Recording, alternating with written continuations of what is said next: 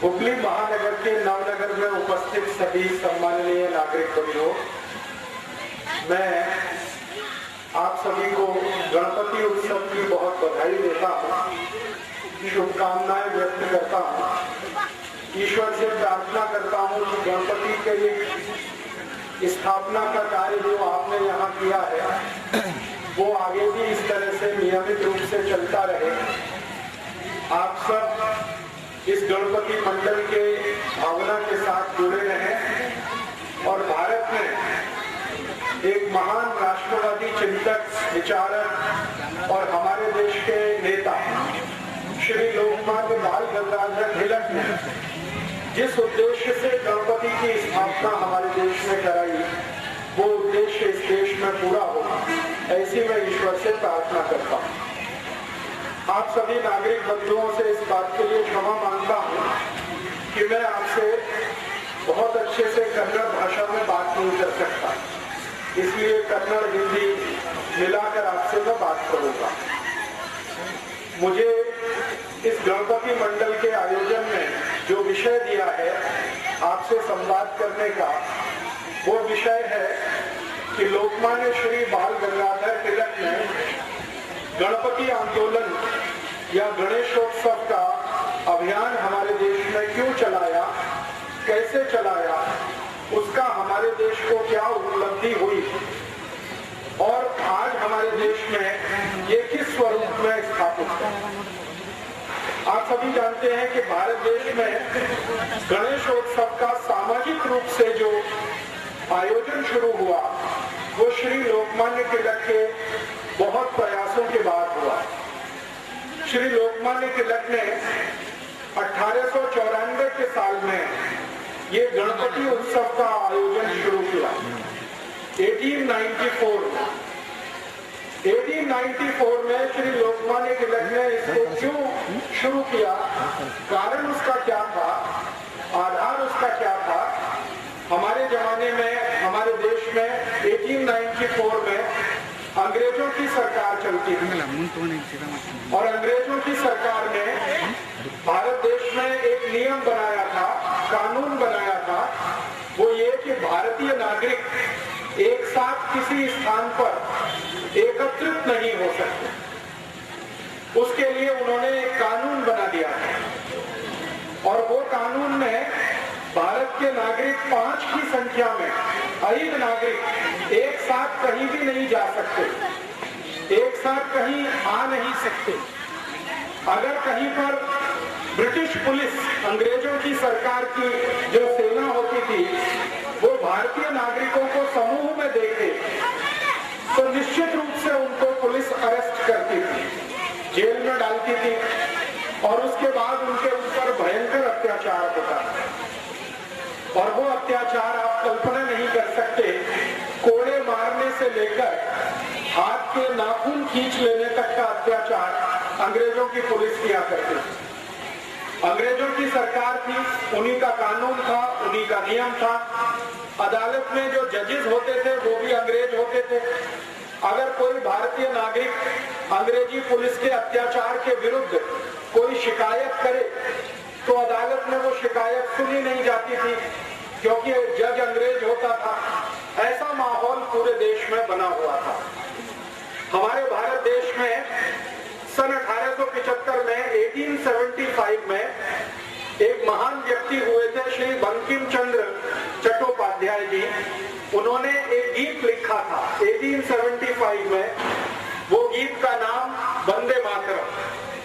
तो वंदे मातरम गीत को गाने पर भी अंग्रेज सरकार ने पाबंदी लगा रखी थी। भारतीय नागरिक यदि वंदे मातरम गीत गाएंगे तो अंग्रेजों की पुलिस उनको जेल में पकड़ के बंद कर देगी, ऐसा कानून था।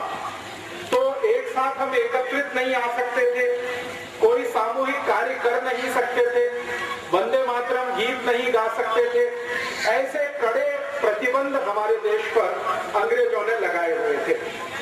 और उस समय अंग्रेजों के खिलाफ जो भारत का आंदोलन था, स्वातंत्र आंदोलन था, उसके सबसे बड़े नेता थे श्री तिलक।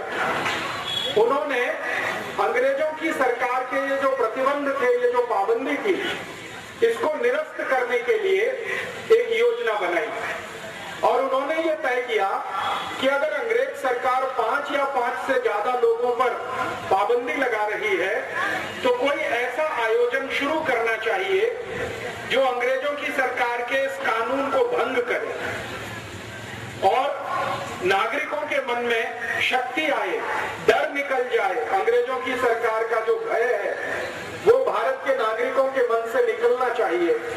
ऐसा सोचकर उन्होंने ये गणेशोत्सव शुरू किया। 1894 के पहले हमारे भारत देश में गणपति उत्सव होता था, गणेशोत्सव होता था, लेकिन वो घरों में होता था, परिवार के अंदर होता था। परिवार के लोग मिलकर गणपति उत्सव मनाते थे। पहली बार श्री लोकमान्य बाल गंगाधर तिलक ने 1894 में पुणे के शनिवारवाड़ा में पहले गणपति की स्थापना की थी। आप जानते हैं कि पुणे एक बहुत बड़ा शहर है, पूना महाराष्ट्र में। वहां पर एक बड़ा स्थान है शनिवारवाड़ा।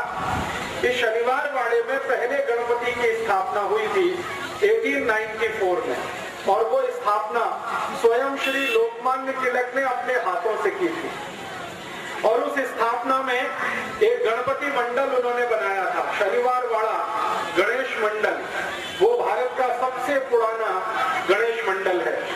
तो उस गणेश मंडल के कार्यकर्ताओं को उन्होंने एक संकल्प कराया था कि हम ये गणेशोत्सव का पर्व 10 दिन तक मनाएंगे। अंग्रेज पुलिस अगर हमें गिरफ्तार करेगी तो हम जेल में जाएंगे, लेकिन गणपति उत्सव को हम जरूर मनाएंगे। और ऐसे करके ये गणेशोत्सव की शुरुआत हमारे देश में हुई। और सौभाग्य से क्या हुआ, 1894 का पहला जो गणेशोत्सव शनिवारवाड़ा में हुआ तो अंग्रेज पुलिस थोड़ी परेशान हुई, क्योंकि जो गणेशोत्सव को मनाने वाले कार्यकर्ता थे उनको वो पकड़ नहीं सकते थे। कारण ये था कि वो धार्मिक गतिविधि में शामिल है। राजनीतिक गतिविधि में अगर वो शामिल होते, कोई पॉलिटिकल एक्टिविटी में होते तो पुलिस उनको अरेस्ट करती, लेकिन चूंकि वो धार्मिक गतिविधि में शामिल थे इसलिए अंग्रेज पुलिस ने उनको अरेस्ट नहीं किया और पूरे 10 दिन तक वो गणपति उत्सव चला। 1894 में 1894 में अक्टूबर 20 अक्टूबर से लेकर 30 अक्टूबर तक ये कार्यक्रम आयोजित हुआ था। श्री लोकमान्य तिलक ने हर दिन शाम को एक व्याख्यान वहां पर आयोजित किया था। स्वयं श्री लोकमान्य तिलक उस व्याख्यान में हाजिर रहते थे, खुद उसमें शामिल होते थे और बड़े बड़े वक्ताओं को वो उसमें बुलाया करते थे। एक दिन का व्याख्यान हुआ तो उसमें उन्होंने कलकत्ता से एक बहुत बड़े नेता को बुलाया। उनका नाम था श्री विपिन चंद्र पाल। 20 अक्टूबर 1894 के पहले व्याख्यान में विपिन चंद्र पाल वहां आए। 21 अक्टूबर का दूसरा व्याख्यान हुआ तो उसमें श्री लोकमान्य तिलक ने उत्तर भारत के एक बड़े नेता को बुलाया, श्री लाला लाजपत राय। वो 21 अक्टूबर को आए। फिर तीसरे व्याख्यान में उन्होंने, आपने नाम सुना होगा कि हमारे भारत देश में पुणे शहर में 3 महान क्रांतिकारी पैदा हुए एक भाई के रूप में। 3 भाई एक साथ एक ही परिवार में क्रांतिवीर के रूप में जन्म लिया। वो थे श्री चाफेकर बंधु। तो 23 अक्टूबर को व्याख्यान चाफेकर बंधुओं में जो सबसे अग्रज थे, बड़े थे, उनका हुआ। फिर 24 अक्टूबर को चाफेकर बंधुओं में दूसरे नंबर के जो उनके भाई थे उनका हुआ। एक श्री बालकृष्ण चाफेकर, एक दया कृष्ण चाफेकर, ऐसे करके तीनों चाफेकर बंधुओं का व्याख्यान हुआ। फिर उसके बाद श्री लोकमान्य तिलक ने मुंबई से एक बड़े नेता को बुलाया, उनका नाम था फिरोज शाह मेहता। उनका एक व्याख्यान हुआ और इस तरह से 10 दिन लगातार व्याख्यान माला चली। गणपति उत्सव हुआ, व्याख्यान माला चली। जितने भी वक्ता वहां पर व्याख्यान देने के लिए आए पहले गणपति उत्सव में, सबका जोर ये था कि भगवान गणेश हमारे देश को आजादी दिलाए, भगवान गणेश हमारे भारत को स्वराज्य दिलवाए, हमारे भारत देश में अंग्रेजों की सरकार समाप्त हो। सभी व्याख्याताओं ने इस तरह के विषय लिए थे और जितने भी लोग सुनने के लिए आते थे उनमें उन्होंने देशभक्ति की भावना, राष्ट्रभक्ति की भावना पूरे व्याख्यानों के माध्यम से भरने का काम शुरू किया। परिणाम क्या हुआ, पुणे के लोगों में गणपति आयोजन के लिए उत्साह पैदा हुआ और 1894 में पहले गणपति की स्थापना पुणे में शनिवारवाड़ा में हुई। अगले वर्ष 1895 में पूरे पुणे में 11 गणपति मंडल बने एक ही वर्ष के बाद और 11 गणपति स्थापित हुए। उसके बाद 1896 में एक साथ 31 गणपति स्थापित हुए, 31। फिर उसके बाद 1897 में पता चला 100 से ऊपर गणपति हो गए। फिर इस तरह से ये संख्या बढ़ती गई और 1898 तक आते आते पुणे से बाहर मुंबई में, पुणे से थोड़ा आगे जाकर अहमदनगर में, फिर पुणे के थोड़ा सा और आगे जाकर नागपुर में, पूरे विदर्भ में ये फैलता ही गया गणपति उत्सव का। और पुणे के आजू बाजू के महाराष्ट्र के सारे बड़े शहरों में ये गणपति की स्थापना जैसे जैसे बढ़ती गई वैसे वैसे भारत देश के लोगों में चेतना भी बढ़ती गई।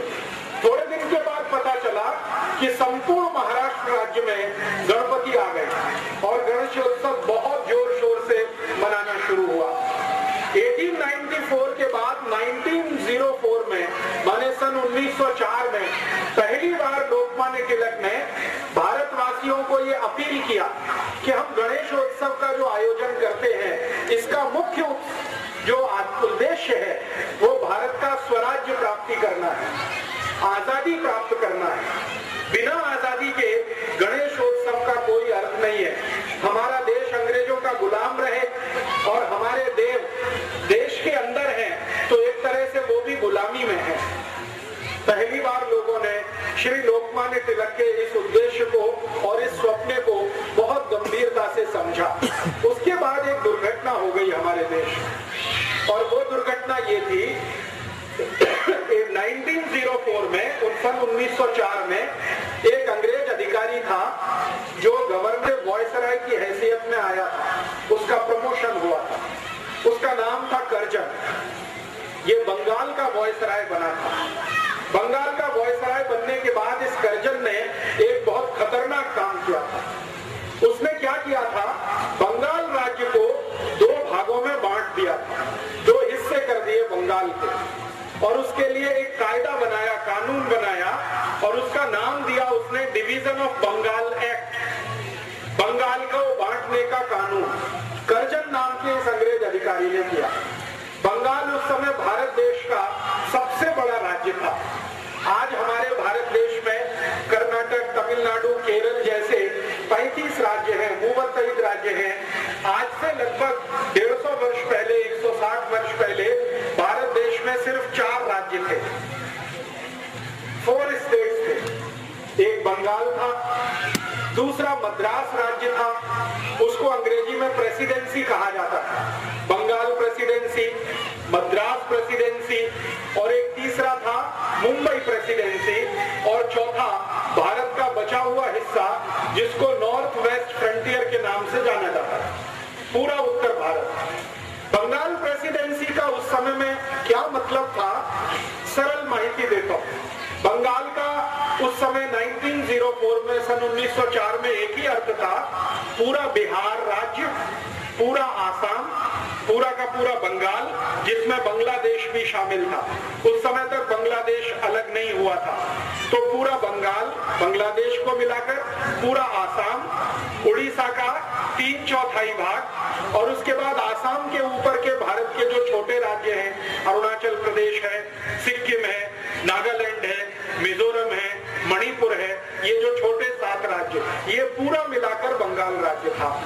अंग्रेजों ने उस समय इसको 2 हिस्सों में बांटा, east Bengal and west Bengal, पूर्वी बंगाल, पश्चिमी बंगाल।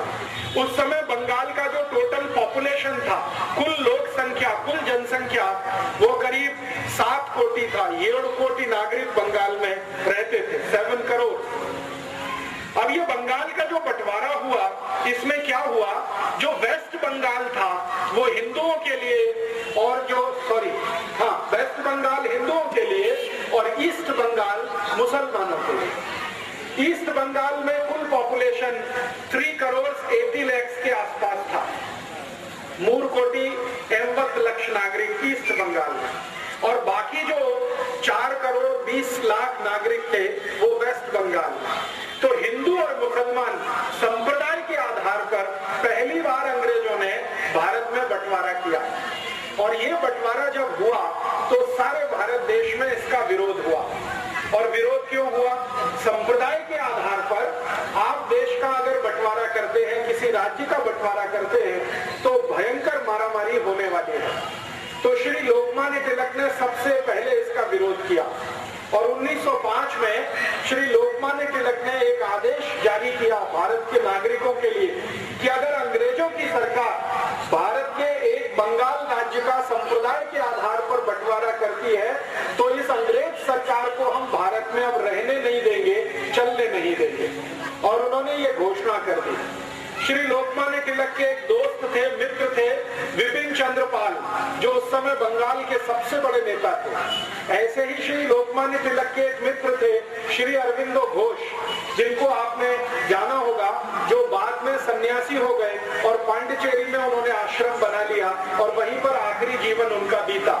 तो श्री अरविंदो घोष और विपिन चंद्र पाल, सुरेंद्रनाथ बनर्जी, उमेश चंद्र बनर्जी, व्योमेश चंद्र बनर्जी, ताराशंकर बंदोपाध्याय, ऐसे एक दो नहीं सैकड़ों सैकड़ों बंगाल के नेता श्री तिलक के पास मिलने के लिए पुणे में आए।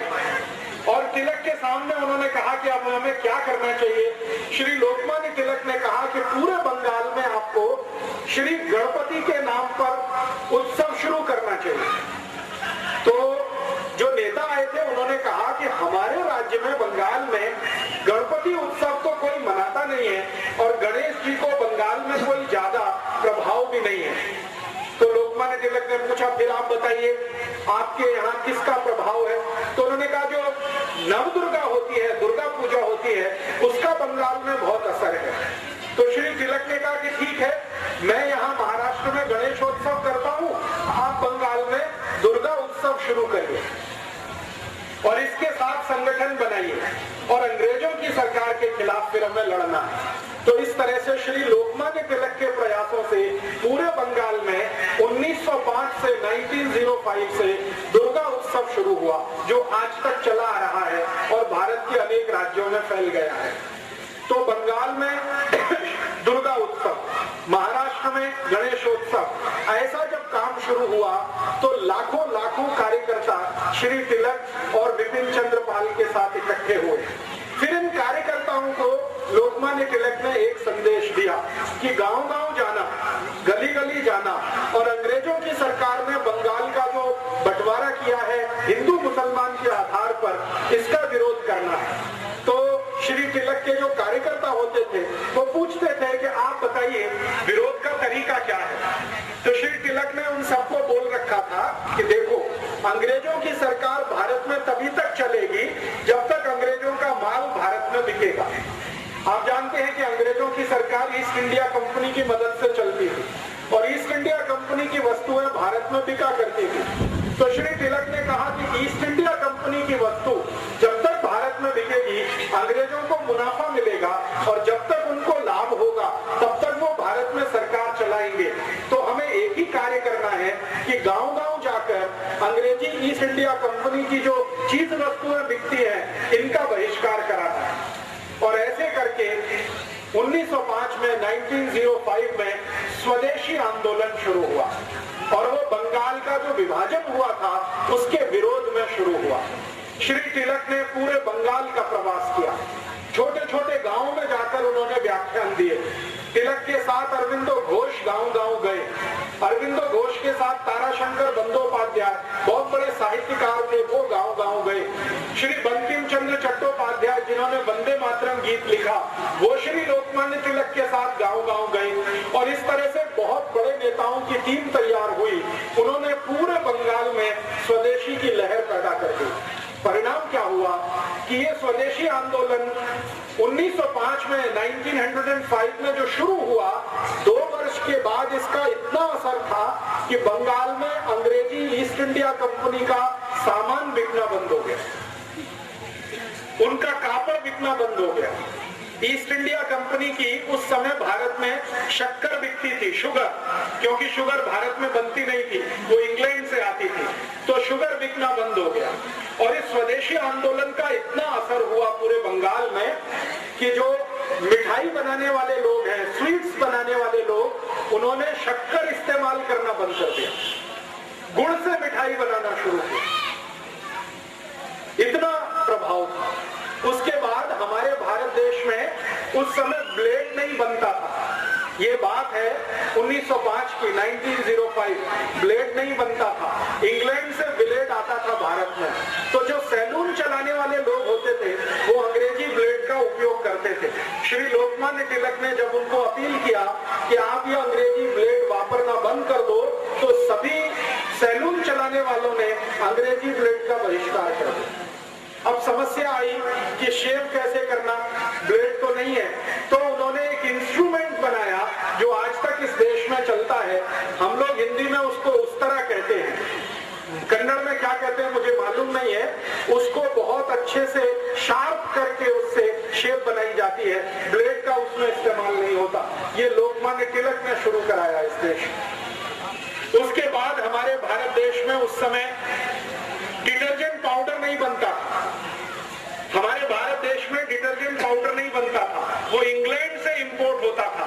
तो श्री लोकमान्य तिलक ने लॉन्ड्री चलाने वालों को अपील किया कि अंग्रेजी डिटर्जेंट पाउडर इस्तेमाल नहीं करना है। तो भारत के लॉन्ड्री चलाने वाले सभी लोगों ने मिट्टी से कापड़ धोना शुरू कर दिया, जमीन की मिट्टी से।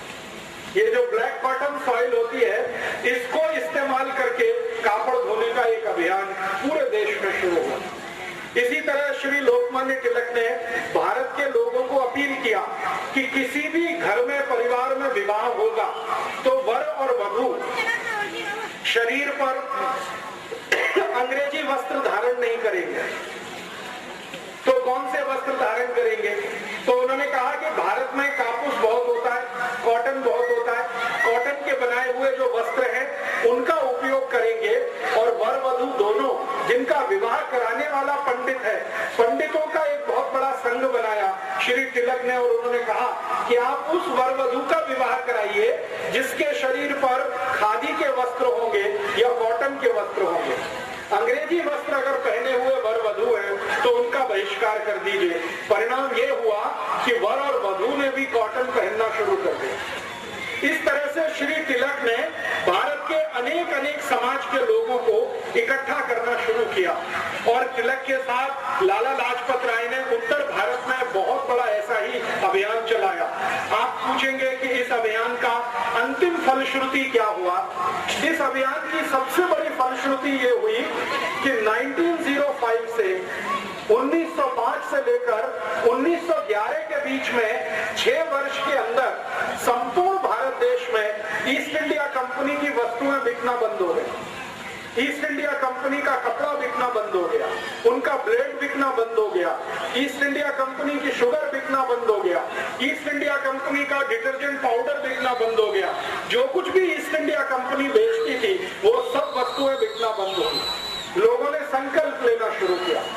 आपको तो सुनकर आश्चर्य होगा कि जैसे आपने यहाँ गणपति मंडल स्थापित किया है नवनगर में, श्री लोकमान्य तिलक ने संपूर्ण भारत देश में ऐसे सैकड़ों गणपति मंडल स्थापित किए। हर एक गणपति मंडल के कार्यकर्ताओं को वो शपथ दिलाते थे, प्रतिज्ञा कराते थे।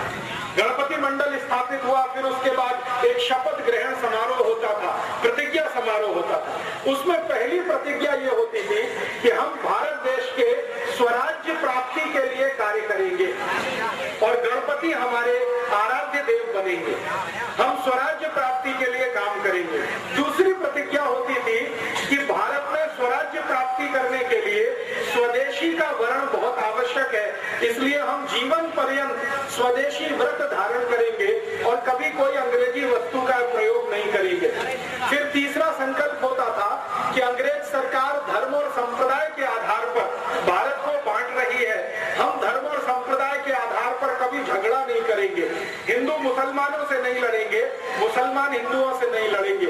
ऐसी 11 शपथ दिलाई जाती थी, और वो 11 शपथ लेने वाले कार्यकर्ता गणपति आंदोलन आंदोलन के सदस्य होते थे। उसमें से एक शपथ होती थी कि व्यसन जीवन में कभी नहीं करेंगे, शराब नहीं पिएंगे, सिगरेट नहीं पिएंगे, बीड़ी नहीं पिएंगे, गुटखा तंबाकू कुछ नहीं खाएंगे और अपने को पवित्र बनाएंगे ताकि स्वराज्य प्राप्ति के लिए लड़ सके। ऐसी शपथ दिलाकर श्री तिलक कार्यकर्ताओं को पक्का बनाते थे और धीरे धीरे आप सुनकर आश्चर्य करेंगे 1905 से ये अभियान शुरू हुआ। 1911 में 1911 में स्वदेशी आंदोलन और गणेशोत्सव के कुल कार्यकर्ता 1,20,20 हो गए, 1,20,00,000। उस समय भारत का जो टोटल पॉपुलेशन था वो 21 कोटि था, 20 करोड़ भारतवासी थे 1905 में और उसमें से 1,20,20,00,000 उनके कार्यकर्ता थे। लोकमान्य तिलक, बाल गंगाधर तिलक, विपिन चंद्र पाल, लाला लाजपत राय के साथ काम करने वाले। गणेशोत्सव के माध्यम से इतनी बड़ी कार्यकर्ताओं की फौज उन्होंने इकट्ठी की। अंतिम परिणाम क्या हुआ? 1911 में जब ब्रिटिश गवर्नमेंट का सब कुछ बिकना यहाँ बंद हो गया तो ब्रिटिश पार्लियामेंट लंदन में बहुत तकलीफ आ गई, क्योंकि यहाँ से धन लूटकर ईस्ट इंडिया कंपनी लेके जाती थी। उनका माल बिकता था, वो पैसा लंदन जाता था। जब यहाँ माल बिकना बंद हो गया तो यहाँ से पैसा लंदन जाना बंद हो गया, तो ब्रिटिश पार्लियामेंट में बहुत तकलीफ की स्थिति आई। उस समय ब्रिटेन का राजा था, उसका नाम था जॉर्ज पंचम। उसने ब्रिटिश पार्लियामेंट का एक स्पेशल मीटिंग बुलाया और उसने ये कहा कि भारत देश में ऐसा क्या हो रहा है कि अब ब्रिटेन में पैसा आना बंद हो गया। तो ब्रिटिश पार्लियामेंट के एमपीज ने जॉर्ज पंचम को कहा कि भारत में एक बड़े नेता हैं श्री लोकमान्य तिलक, उन्होंने गणेशोत्सव का एक अभियान और स्वदेशी का आंदोलन शुरू कर दिया है और उसके कारण अब अंग्रेजी वस्तुएं भारत में बिकना बंद हो गई हैं, इसलिए इंग्लैंड में पैसा आना बंद हो गया। तो जॉर्ज पंचम इतना परेशान हुआ, उसने कहा कि ये लोकमान्य तिलक कौन है? तो उसके जो ऑफिसर्स थे उन्होंने समझाया ऐसे ऐसे एक व्यक्ति है, पुणे के पास उनका जन्म स्थान है, कार्य क्षेत्र उनका पूरा भारत देश है और उनके पास 1,20,20,00,000 कार्यकर्ताओं की बहुत बड़ी आर्मी है। तो जॉर्ज पंचम ने पूछा कि ब्रिटेन की आर्मी भारत में कितनी है? तो जॉर्ज पंचम को उत्तर मिला कि जो ब्रिटिश आर्मी भारत में है वो मैक्सिमम 3,50,000 है, 3.5 लाख की आर्मी है। और उन्होंने कहा कि लोकमान्य तिलक की आर्मी कितनी बड़ी है? तो उन्होंने कहा कि 1,20,20,00,000 की आर्मी है। तो फिर जॉर्ज पंचम ने कहा कि उसका commander in chief Lokmanya Tilak 1,20,00,000 की आर्मी है, कितनी बड़ी आर्मी है, मैं उसको देखना चाहता हूँ। तो ब्रिटिश पार्लियामेंट ने कहा कि वो आर्मी अगर देखनी है तो आपको भारत जाना पड़ेगा। तो उसने कहा ठीक है, मेरी भारत यात्रा का कार्यक्रम बनाओ। तो दिसंबर में 10 तारीख को जॉर्ज पंचम भारत आया। दिसंबर 10, 1911 10 दिसंबर को जॉर्ज पंचम भारत आ गया, ये देखने के लिए कि स्वदेशी आंदोलन की, गणपति आंदोलन की आर्मी कितनी बड़ी है। उस जमाने में आप जानते हैं कि हवाई जहाज नहीं चलते थे, पानी के जहाज से यात्रा होती थी, शिप का आना जाना होता था। तो लंदन जाने के लिए भारत देश में 2 ही स्थान थे और लंदन से आने के लिए भी 2 ही स्थान थे। एक था वो कलकत्ता और दूसरा था सूरत। सूरत में बहुत बड़ा पानी के जहाज का पत्तन था और कलकत्ता में बहुत बड़ा था। तो कलकत्ता एक, सूरत दूसरा। तो जॉर्ज पंचम को पूछा गया आप कहाँ उतरेंगे? तो उन्होंने कहा कलकत्ता उतरूंगा। क्यों? क्योंकि लोकमान्य तिलक के सहयोगी और उनके कार्यकर्ता सबसे ज्यादा बंगाल में काम कर रहे हैं, तो मुझे देखना है वो। तो कलकत्ता उतरा लोकमान्य तिलक, जॉर्ज पंचम कलकत्ता आया। 11 दिसंबर को कलकत्ता में बहुत सारे लोगों ने उसको रिसीव किया। जिन लोगों ने जॉर्ज पंचम को भारत में पहली यात्रा पर रिसीव किया, माने उसको आदर पूर्वक इस देश में स्वागत किया, उनमें से सबसे आगे थे श्री रविंद्रनाथ टैगोर,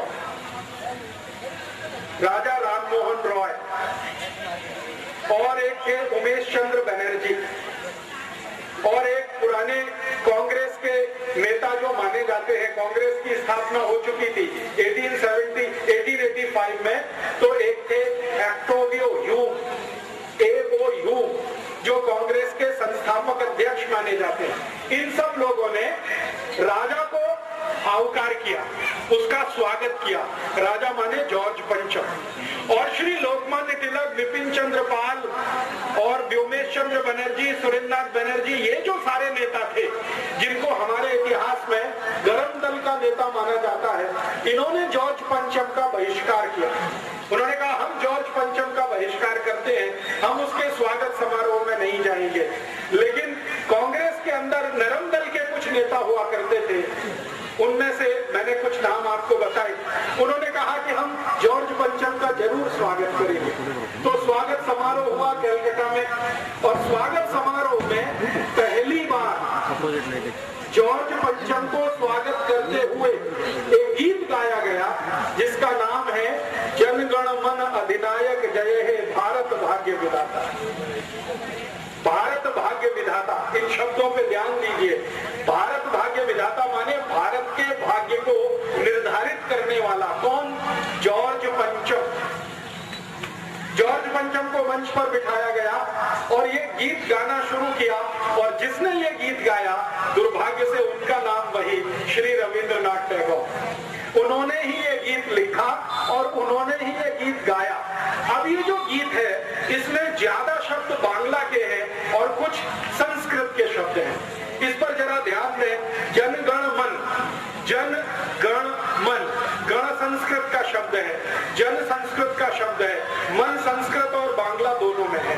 तो इसका अर्थ है भारत की जनता की तरफ से, गण माने छोटे छोटे राजा और उनके प्रतिनिधि, हम सब भारत की जनता की तरफ से, छोटे छोटे राजाओं की तरफ से जनगण मन अधिनायक जय, अधिनायक माने सुपर हीरो, माने जॉर्ज पंचम, आपकी जय करने के लिए यहाँ आए हैं। जनगण मन अधिनायक जय, भारत भाग्य विधाता। भारत के आप भाग्य विधाता है, आपको भारत का भाग्य तय करना है क्योंकि आपके हाथ में सब कुछ है। फिर पंजाब, सिंध, गुजरात, मराठा, द्राविड़, उत्कल, बंग, ये भारत के अलग अलग हिस्से हैं जिनका नाम उन्होंने लिया। पंजाब, सिंध, गुजरात, मराठा, द्राविड़, उत्कल, बंग, विंध्य, हिमाचल, यमुना, गंगा, उच्छल जलधि तरंग, तब शुभ नामे जागे। भारत के ये सभी हिस्सों की, रीजन की तरफ से हम भगवान से प्रार्थना कर रहे हैं, तब शुभ नामे जागे, आपका नाम पूरे विश्व में हो, तब शुभ आशीष मांगे। हम भगवान से आपके लिए दुआएं कर रहे हैं, आशीष मांग रहे हैं।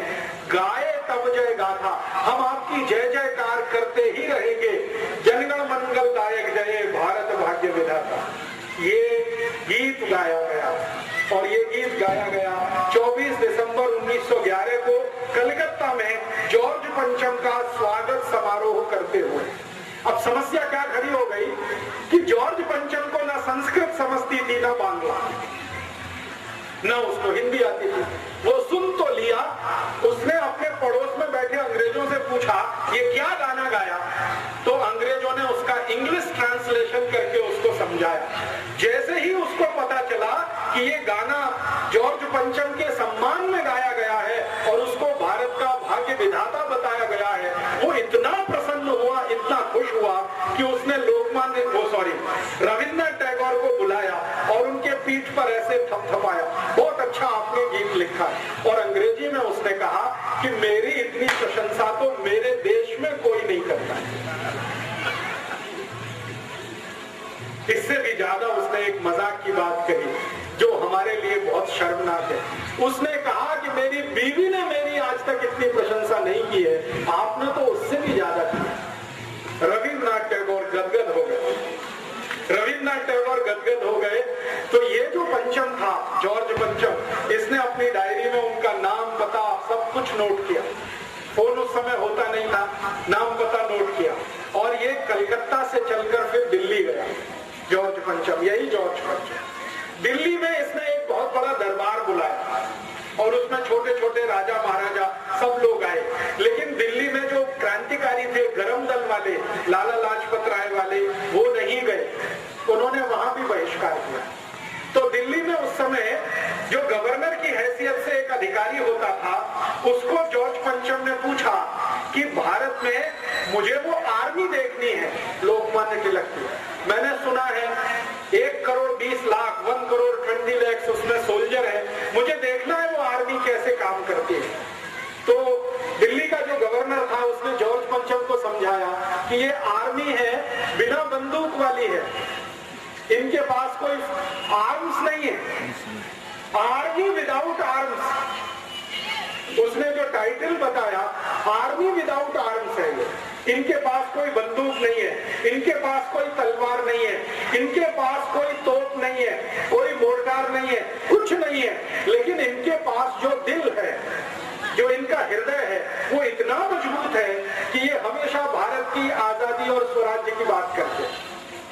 तो उसने पूछा कि इस आर्मी के कुछ नेताओं से मुझे मिलना है।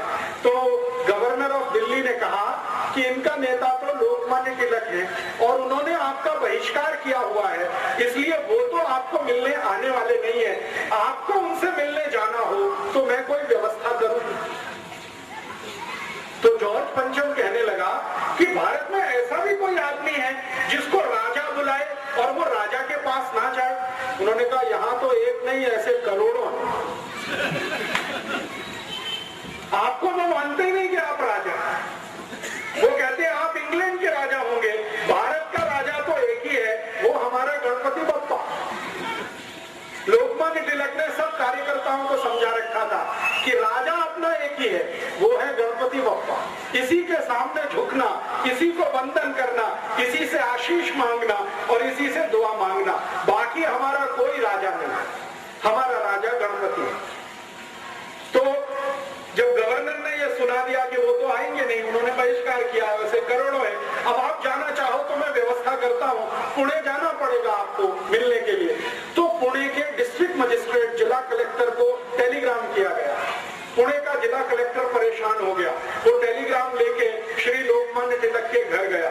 श्री लोकमान्य तिलक पुणे में ही रहते थे, शनिवार वाड़ा में ही उनका घर है, आज भी वो घर सुरक्षित है, आप जाके देख सकते हैं। पुणे का डिस्ट्रिक्ट कलेक्टर भागा भागा वो टेलीग्राम लेके श्री तिलक के पास गया और टेलीग्राम उनको दिखाया कि आपसे मिलने के लिए हमारा राजा जॉर्ज पंचम पुणे आना चाहता है, आप उनसे मिलेंगे।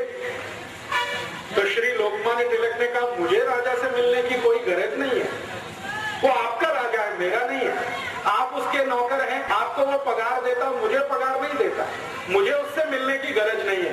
तो कलेक्टर ने समझाया नहीं, वो आपको मिलने यहाँ आना चाहते हैं पुणे में। तो तिलक ने कहा कि फिर ठीक है, आप उनको यहाँ आने दो, मैं मेरे गांव चला जाता हूँ रत्नागिरी। श्री लोकमान्य तिलक का जन्म स्थान रत्नागिरी में है, आप जानते हैं, रत्नागिरी के पास एक छोटे से। तो मैंने कहा मैं मेरे गांव चला जाता हूँ। तो फिर कलेक्टर ने पूछा मेरी तो नौकरी चली जाएगी। तो उन्होंने कहा कि बहुत अच्छा है तुम्हारी नौकरी जाए, तुम्हारे राजा की नौकरी जाए, तुम यहाँ सब हिंदुस्तान छोड़कर चले जाओ, हमारा स्वराज्य हमें मिल जाए, मैं तो यही चाहता हूँ। तो कलेक्टर ने वापस टेलीग्राम कर दिया कि श्री लोकमान्य तिलक आपको मिलने को बिल्कुल इच्छुक नहीं है, तैयार नहीं है, अब क्या करना। तो अंग्रेज पुलिस को कहा गया कि आप लोकमान्य तिलक को अरेस्ट करो और अरेस्ट करके उनको जॉर्ज पंचम की सेवा में लेके आओ। तो श्री लोकमान्य तिलक के पास जब पुलिस ऑफिसर पहुंचा अरेस्ट करने के लिए, तो उन्होंने कहा कि मुझे अरेस्ट करने के लिए आप कानून बताओ, किस कानून से आप मुझे अरेस्ट कर सकते हैं। तो पुलिस ने कहा आप हमारे राजा को नहीं मिलना चाहते। तो उन्होंने कहा ये कोई अपराध नहीं है, ये कहीं भी किसी कानून की किताब में नहीं है। उस समय तक हमारे देश में जो कानून की किताब चलती थी उसका नाम था आईपीसी, इंडियन पिनल कोड, 1860 से ये चल गई थी। तो उन्होंने कहा आईपीसी का कौन सा प्रोविजन है जिसका मैंने वायलेशन किया है और आप मुझे गिरफ्तार कर रहे हैं। तो पुलिस ऑफिसर निरुत्तर हो गया, वो चुपचाप वापस गया और जॉर्ज पंचम को कह दिया गया कि ये व्यक्ति इतना पक्का है कि ये जो तय कर लेगा वही करेगा, ये आपसे मिलेगा नहीं। जॉर्ज पंचम बिना मिले वापस गया दिल्ली से, बिना मिले वापस गया। और भारत में उस समय कांग्रेस के अंदर यही एक तेजस्वी नेता थे श्री तिलक, जिन्होंने जॉर्ज पंचम से मिलने को मना कर दिया। बाकी जो कांग्रेस के नेता नेता थे, मैंने नाम लिया, रविन्द्रनाथ टैगोर थे, व्योमेश चंद्र बनर्जी थे, उमेश चंद्र बनर्जी थे, एक गोपाल कृष्ण गोखले थे, ये सब जॉर्ज पंचम को सलामी देके आए। तिलक नहीं गए, लाला लाजपत राय नहीं गए, विपिन चंद्र पाल नहीं गए। जॉर्ज पंचम को तिलक का नहीं मिलना इतना अंदर तक चोट पहुंचाया कि जब जॉर्ज पंचम वापस जा रहा था दिल्ली से, उसने कहा अब तो मुझे वापस जाना है, तो दिल्ली से कलकत्ता, कलकत्ता से फिर पानी के जहाज से लंदन। तो जॉर्ज पंचम ने कहा कि ऐसा कोई व्यक्ति भारत में है जो मुझे मिलने से मना कर सकता है और किसी कानून के आधार पर हम उसे अरेस्ट भी अभी नहीं कर सकते, तो ऐसे व्यक्ति की मांग क्या है?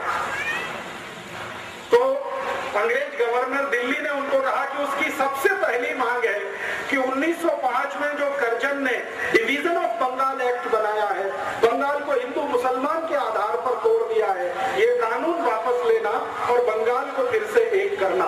तो जॉर्ज पंचम ने गवर्नर को कहा कि ऐसे वीर बहादुर पराक्रमी व्यक्ति का थोड़ा तो सम्मान करो और ये बंगाल का बंटवारा रद्द करो।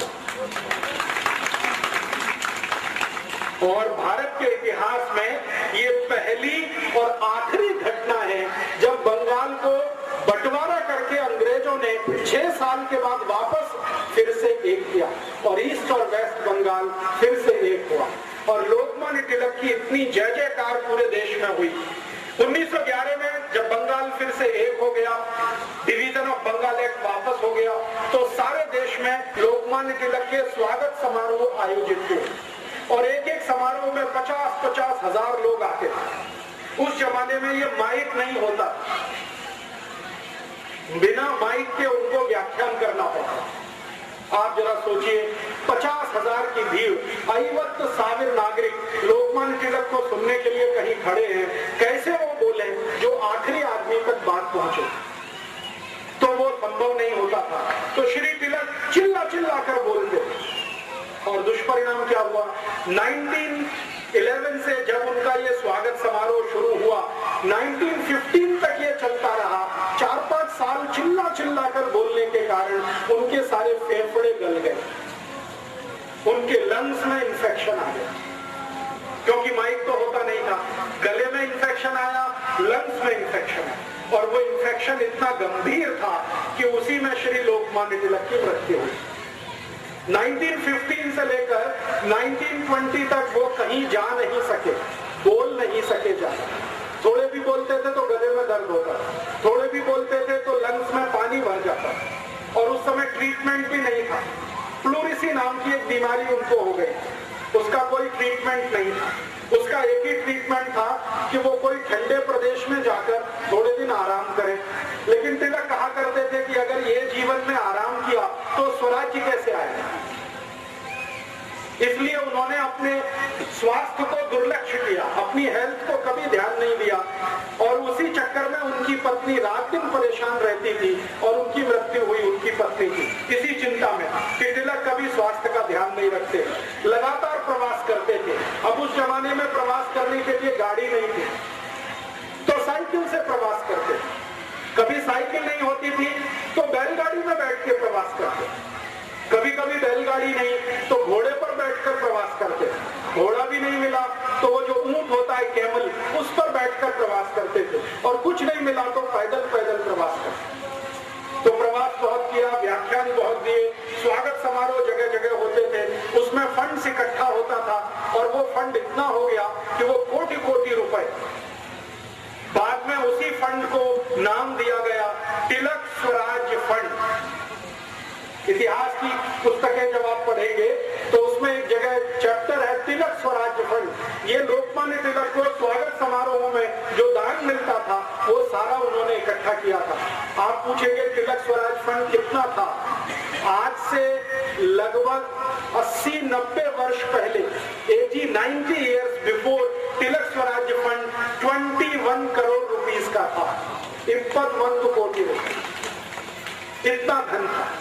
आज के हिसाब से अगर आप इसको जोड़ना चाहें तो इसमें 300 का मल्टीप्लिकेशन करना, क्योंकि 1920 का 1 रुपए, 1 रुपया 2007 के 300 रुपीस के बराबर है।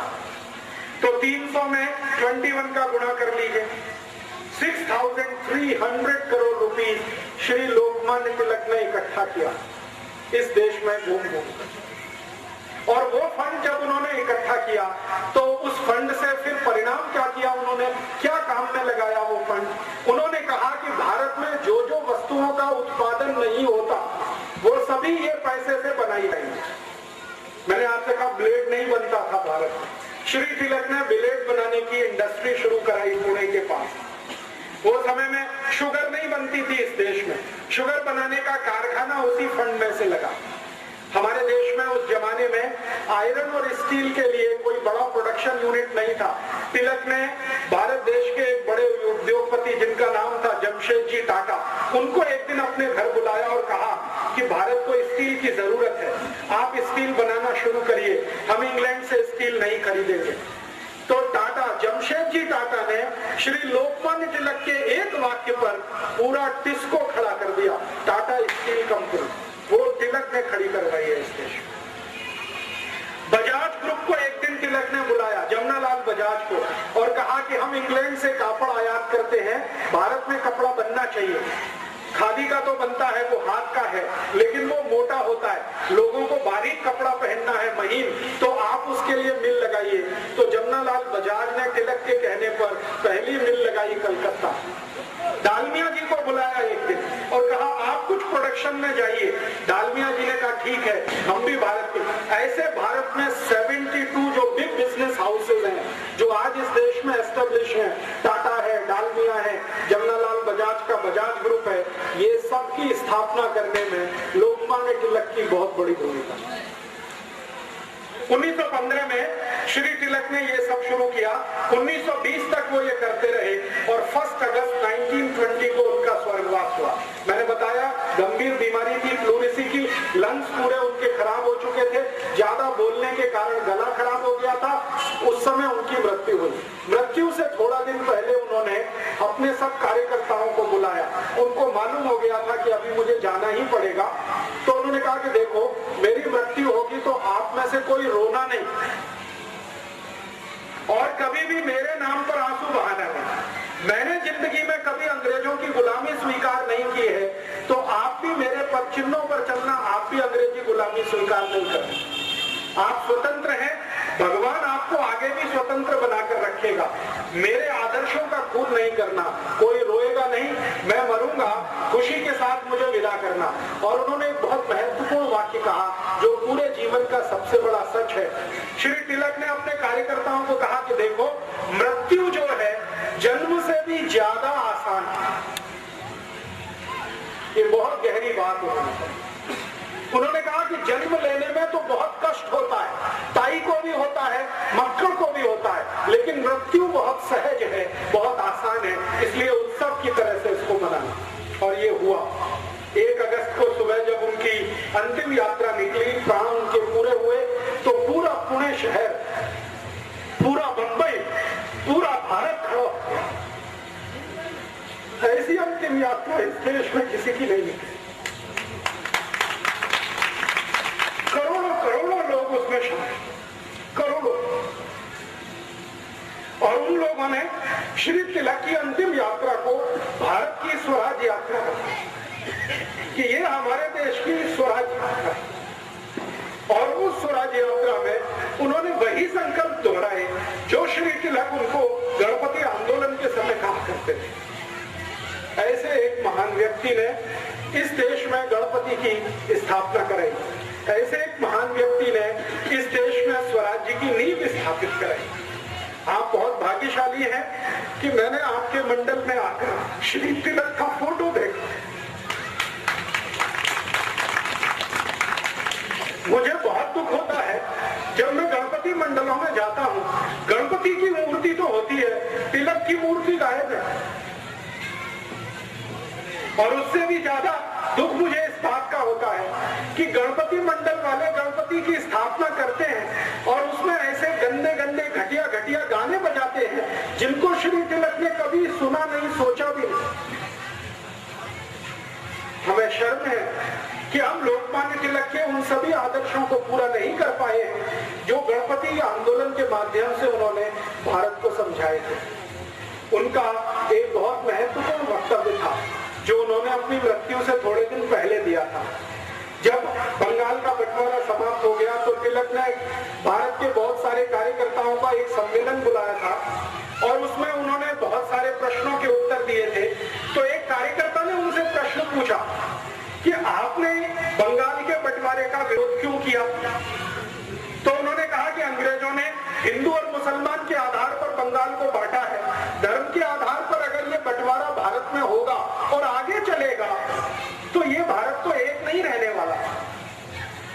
और दूसरा एक खतरनाक काम हुआ था उसी समय, बंगाल का जो बंटवारा किया अंग्रेजों ने, उसके बाद जब बंगाल बंटवारा समाप्त हो गया, फिर से बंगाल एक करना पड़ा, तभी अंग्रेजों ने इस देश में एक ऐसा विष बीज बो दिया जिसका दुष्परिणाम हम आज तक भोग रहे हैं। वो विष बीज क्या था? अंग्रेजों ने एक संस्था बना दी इस देश में जिसका नाम है इंडियन मुस्लिम लीग। बंगाल का बंटवारा समाप्त करने के समय एक संस्था बना दिया इंडियन मुस्लिम लीग और यही संस्था का अध्यक्ष बाद में मोहम्मद अली जिन्ना बना। और अंग्रेजों ने उस संस्था को इतना विष भर दिया कि जो बंगाल का बंटवारा उन्होंने हिंदू मुसलमान के आधार पर किया था, उस इंडियन मुस्लिम लीग ने भारत का बंटवारा हिंदू मुसलमान के आधार पर कर दिया। श्री तिलक अक्सर ये कहा करते थे कि अगर अंग्रेज बंगाल का बंटवारा करने में सफल हो गए हिंदू मुसलमान के आधार पर, तो एक दिन भारत का भी ये बंटवारा कर देंगे हिंदू मुसलमान के आधार पर। ये उनको पता चलता है। 1915 में उनको 1947 दिखाई देता। इतनी उनकी दूरदृष्टि थी तिलक की। वो ये कहा करते थे कि अगर अंग्रेजों ने ये सफलतापूर्वक चला दिया तो भारत को एक रखना मुश्किल हो जाएगा, ये देश के टुकड़े टुकड़े अंग्रेज कर देंगे हिंदू मुसलमान के आधार। इसलिए उन्होंने बंगाल बंटवारे का विरोध किया। लेकिन श्री तिलक की मृत्यु के बाद इस देश में ऐसा दुष्चक्र चला कि गरम दल के जितने भी बड़े नेता थे, तिलक तो उनके सबसे बड़े लीडर थे, श्री लाला लाजपत राय, वो लाठी कांड में मारे गए। आप जानते हैं 1927 में साइमन कमीशन का विरोध करते। भगत सिंह को 1931 में फांसी हो गई। मदन लाल ढींगरा को 1909 में फांसी हो गई। अरविंदो घोष जो सबसे बड़े नेता हो सकते थे लोकमान्य तिलक के बाद, क्योंकि लोग उनको बहुत मानते थे, वो संन्यास लेकर पांडिचेरी में चले गए। उन्होंने कहा कि अब मैं संन्यास में रहूंगा और साधु का काम करूंगा। उसके बाद कोई बचा नहीं बड़ा नेता, तो धीरे धीरे सारे गरम दल के नेताओं को अंग्रेजों के पुलिस में 1931 में खत्म हो गए। फिर उसके बाद गांधी जी को एक बार किसी ने कहा कि देखिए लोकमान्य तिलक ने इतना बड़ा काम किया था इस देश में, अब आपको उनका काम आगे बढ़ाना चाहिए।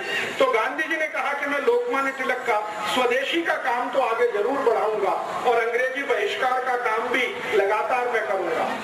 श्री लोकमान्य तिलक ने कहा था कि सिर्फ अंग्रेजों की वस्तुओं का बहिष्कार नहीं करना है, बल्कि अंग्रेजी भाषा का भी बहिष्कार करना है।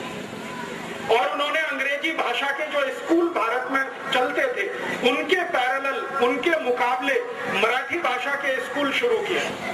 आपको मालूम है पुणे में एक एजुकेशन सोसाइटी बनी, डेक्कन एजुकेशन सोसाइटी, उसके संस्थापक अध्यक्ष लोकमान्य तिलक थे। और डेक्कन एजुकेशन सोसाइटी को यह काम दिया गया कि ज्यादा से ज्यादा स्थानों पर मराठी भाषी स्कूल होने चाहिए। कर्नाटक में उनका अभियान आया कि कन्नड़ भाषी स्कूल होने चाहिए। उत्तर भारत में अभियान था हिंदी भाषी स्कूल होने चाहिए। तो भाषा के स्तर पर स्वदेशी, भूषा के स्तर पर स्वदेशी, भोजन के स्तर पर स्वदेशी, वस्तुओं के स्तर पर स्वदेशी, ऐसी पूरी तिलक की कल्पना थी। हर स्तर पर स्वदेशी होना ही चाहिए। और तिलक इतने स्वदेशी के आग्रही थे कि कभी उन्होंने अपने वस्त्रों से समझौता नहीं किया। लंदन भी वो कई बार गए थे उपन्यास देने के लिए, लेकिन लंदन भी वो उसी पोशाक में जाते थे जिस पोशाक में आप उनको अंदर देखते। सिर पर वही पगड़ी, एक उनका झब्बा और धोती, लंदन भी उसी पोशाक में। आप जानते हैं कि लंदन में ठंडी बहुत होती है। दिसंबर, जनवरी, फरवरी -20 डिग्री सेंटीग्रेड टेम्परेचर होता है, फिर भी लोकमान्य तिलक धोती और अपना ये अंग वस्त्र में कुर्ता और ये सिर पर टोपी, इसके अलावा कुछ नहीं। बहुत अधिक हुआ हुआ तो कंबल लपेटते थे।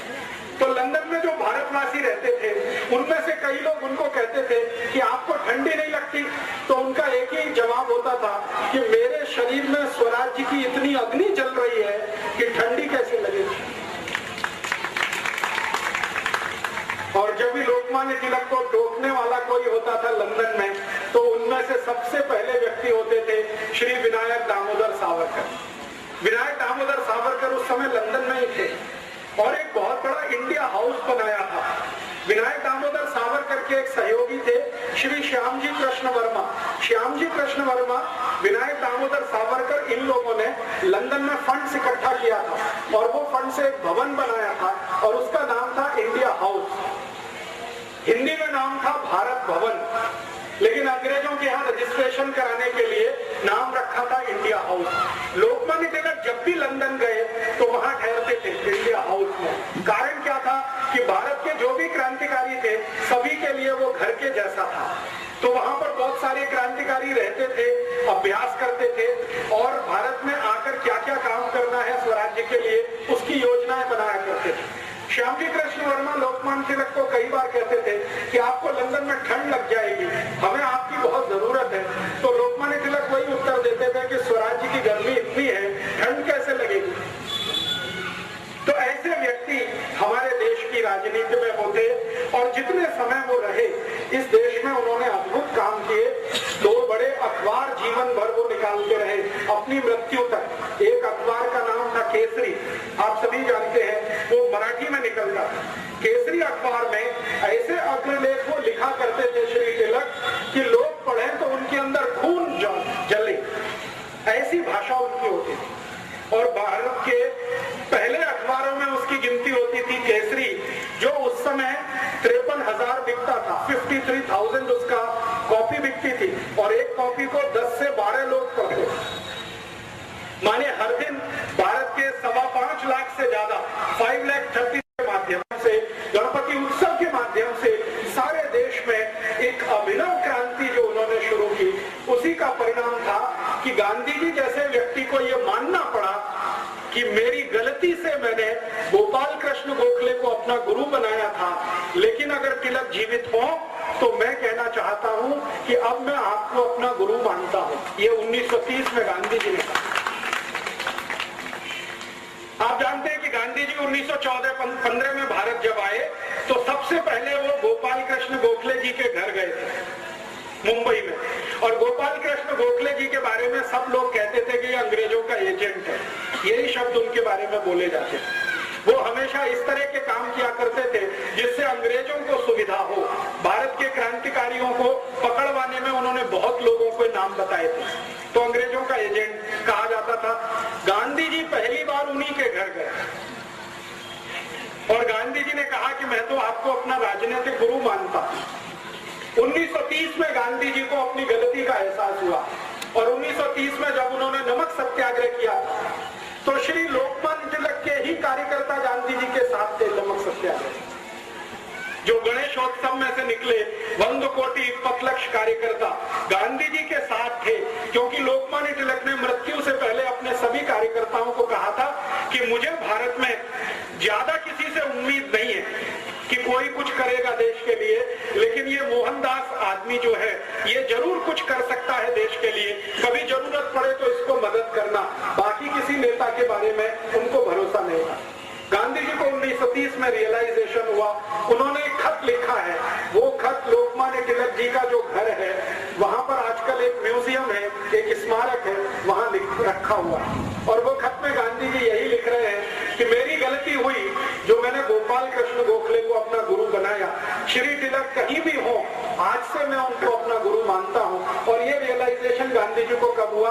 गांधी जी जब नमक सत्याग्रह के लिए अहमदाबाद से निकले पद यात्रा करते हुए, तो उनके कांग्रेस के जो सबसे भरोसेमंद कार्यकर्ता थे उन्होंने गांधी जी का साथ छोड़ दिया। गांधी जी को जिस पर सबसे ज्यादा भरोसा था पंडित जवाहरलाल नेहरू, उन्होंने गांधी जी का साथ छोड़ दिया। पंडित मोतीलाल नेहरू, उन्होंने गांधी जी का साथ छोड़ दिया। गोपाल कृष्ण गोखले तो तब जीवित नहीं थे, लेकिन उनके परिवार के लोगों ने गांधी जी से किनारा कर लिया।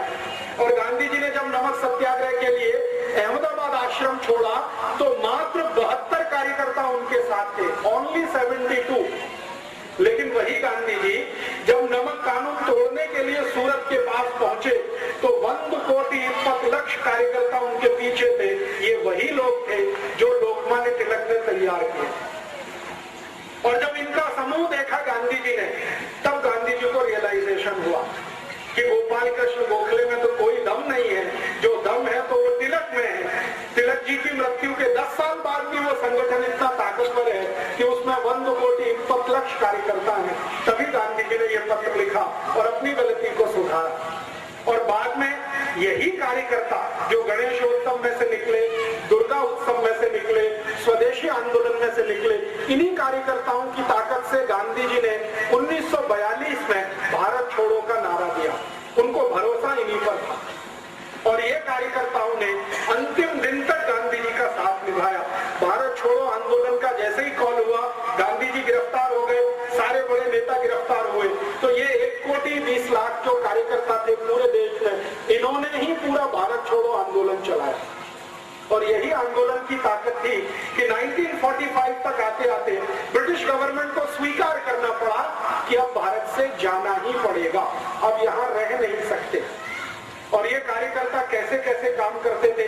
ये जो स्वदेशी के अभियान के कार्यकर्ता थे, ये ब्रिटिश आर्मी में ज्वाइन हो गए, कार्यकर्ता आर्मी में चले गए, वो ब्रिटिश नेवी में ज्वाइन हो गए और ब्रिटिश नेवी और आर्मी में ज्वाइन होकर अंदर से रिवोल्ट करा दिया।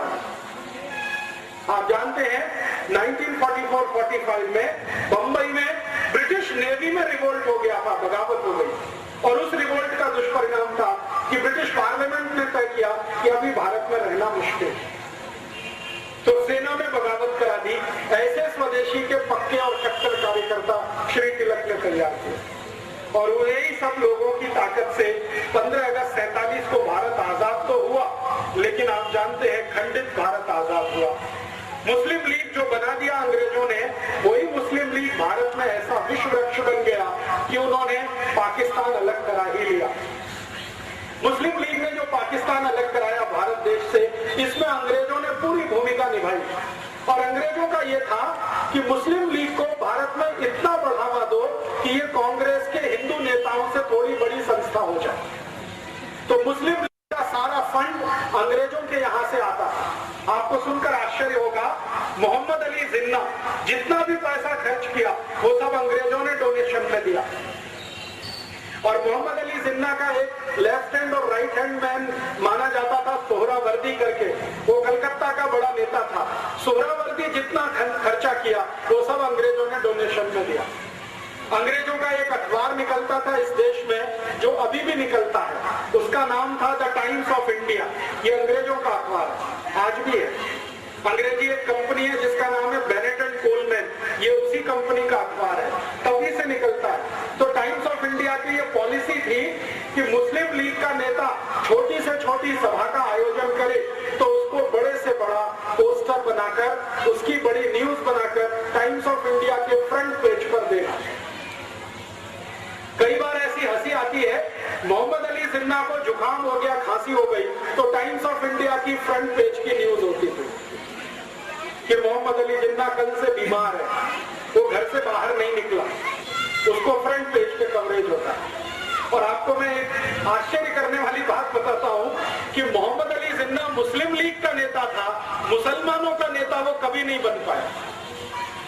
मुस्लिम लीग एक संगठन था, उसका नेता था, मुसलमानों ने उसे अपना नेता कभी नहीं माना। आप जानते हैं कारण क्या था? कारण सबसे बड़ा ये था कि मोहम्मद अली जिन्ना रोज हंडी मांस खाता था। हंडी मांस समझते हैं, पोर्क, और मुसलमान उसको अपना नेता मान नहीं सकते जो हंडी मांस खा। दूसरी समस्या थी कि मोहम्मद अली जिन्ना रोज शराब पीता था, मुसलमानों में शराब वर्जित है, हंडी मांस वर्जित है, शराब वर्जित है। और तीसरा, मोहम्मद अली जिन्ना का जो मुख्य धंधा था वो ब्याज पर पैसे उठाने का धंधा था उसका। मुस्लिम धर्म में इसको भी स्वीकार्य नहीं है। इसलिए मुसलमान उसको अपना नेता कभी नहीं मानते। आपको सुनकर आश्चर्य होगा, एक बार ये जिन्ना लाहौर में मुसलमानों की एक सभा में चला गया तो मुसलमानों ने मंच पर चढ़कर इसका मुंह काला कर दिया और एक गधे पर बिठाकर उसका सर्कस निकाला पूरे लाहौर में। उसके बाद हिम्मत नहीं पड़ी लाहौर जाने की, अखबारों में खूब छपा और जिन्ना को पूछा गया कि आपके मुसलमान ही आपको नेता नहीं मानते तो आप हैं किसके नेता? तो धीरे से उसने कहा कि मैं तो अंग्रेजों का नेता हूं, अंग्रेजों का बनाया हुआ नेता। अब आप जरा सोच सकते हैं, जिसको मुसलमानों ने नेता नहीं माना उस व्यक्ति की ताकत इतनी कैसे हो गई कि उसने पाकिस्तान बना दिया इस देश। कभी तो मन में ये विचार आएगा आपके। बहुत दिन में ये सोचता रहा कि जो मुसलमानों का नेता कभी हुआ नहीं, 10 लोगों ने जिंदगी में कभी उसका भाषण सुना नहीं, वो इतना ताकतवर कैसे हुआ कि उसने भारत से एक अलग हिस्सा पाकिस्तान बना दिया। बात ये है और सच्चाई है जो मैं आपको बोलकर जाना चाहता हूं, और ये सच्चाई सुनते समय किसी के दिल को दुखा हुआ हो तो मैं क्षमा मांगता हूं कि ये जो पाकिस्तान बना उसमें मोहम्मद अली जिन्ना की भूमिका इतनी बड़ी नहीं थी, उससे ज्यादा बड़ी भूमिका लेडी माउंटबेटन की थी। एडविना माउंटबेटन का नाम आप जानते हैं, नहीं जानते तो जान लीजिए। वो भारत का अंतिम अंग्रेज अधिकारी जिसका नाम था लुइस माउंटबेटन, उसकी पत्नी थी एडविना माउंटबेटन। ये पाकिस्तान बनाने का सबसे बड़ा कारण वो एडविना थी। आप जानते हैं वो क्या खेल खेला उसने? एडविना माउंटबेटन लंदन के हैरिस कॉलेज में पढ़ती थी जिसमें ये जिन्न पढ़ा करता, और उसी कॉलेज में भारत के पहले प्रधानमंत्री पंडित जवाहरलाल नेहरू भी पढ़ते। हैरिस कॉलेज में 3 लोग पढ़ते थे साथ में एक ही क्लास में ध्यान देना, जिन्ना मोहम्मद अली, पंडित जवाहरलाल नेहरू और एडविना। उस समय वो माउंटबेटन नहीं थे, शादी उसकी बाद में हुई। तो एडविना, जिन्ना और नेहरू एक ही क्लास में पढ़ते थे, और रिकॉर्ड्स और दस्तावेज बताते हैं कि एडविना से दोनों लगे हुए थे। ये डॉक्यूमेंट्स बताते हैं। और एडविना इतनी चालाक महिला थी कि दोनों को हैंडल करती थी, इतनी चालाक। एक को सवेरे मॉर्निंग में, दूसरे को शाम में, दोनों को हैंडल करती। और जिन्ना और नेहरू का सबसे बड़ा जो झगड़ा होता था वो एडविना को लेकर। ये झगड़ा वहां से शुरू हुआ, हैरिस कॉलेज से। नेहरू जी पढ़ाई करके वापस आ गए, जिन्ना भी पढ़ाई करके वापस आ गया। दोनों ने यहाँ इस देश में वकालत करने की कोशिश की लेकिन चली नहीं। न नेहरू जी की वकालत चली, न जिन्ना की वकालत चली। दोनों बैरिस्टर थे, उनको जिंदगी में कभी कोई केस ही नहीं मिला लड़ने के लिए। कारण समझते हैं? कारण बिल्कुल स्पष्ट है कि केस उसको मिलता है जिसके जीतने की संभावना होती है। नेहरू जी के बारे में सब जानते थे कि इसको कोई दम नहीं है जो जीत पाएगा एक भी केस। तो वकालत चली नहीं, तो नेहरू जी कांग्रेस में ज्वाइन हो गए। उनके पिताजी ने उनको कांग्रेस में डाल दिया। पिताजी का सपना था कि मैं नहीं तो मेरा बेटा कोई ना कोई दिन देश के बड़े पद पर आना। उसके लिए मोतीलाल नेहरू ने एक पार्टी बनाई जिसका नाम था स्वराज्य पार्टी, और अंग्रेजों से उन्होंने तालमेल करके इस देश में सरकार बनाने का काम भी किया। और उनका ये कैलकुलेशन था मोतीलाल जी का कि एक न एक दिन अंग्रेज भारत से जाएंगे, मेरी स्वराज पार्टी और अंग्रेजों के बीच कोई समझौता हो जाए तो सत्ता का हस्तांतरण स्वराज्य पार्टी को होगा और नेहरू देश का प्रधानमंत्री बने। इस हिसाब से उन्होंने खेल खेला, और उसी खेल में थोड़े दिनों में एडविना भी आ गई। जब अंतिम समय आया, लुइस माउंटबेटन को ब्रिटिश पार्लियामेंट से भेजा गया, तो लुइस माउंटबेटन को भारत भेजने से पहले उसकी शादी एडविना के साथ कराई गई, क्योंकि अंग्रेज खुफिया पुलिस थी। उनको मालूम था कि नेहरू और जिन्ना की वीकनेस क्या है, कमजोरी क्या है। अंग्रेजों की खुफिया पुलिस हर हिंदुस्तानी बड़े नेता पर नजर रखती थी। तो अंग्रेजों की खुफिया पुलिस की रिपोर्ट के आधार पर एडविना को भेजा गया माउंटबेटन के साथ, और माउंटबेटन को कहा गया कि तुम इसको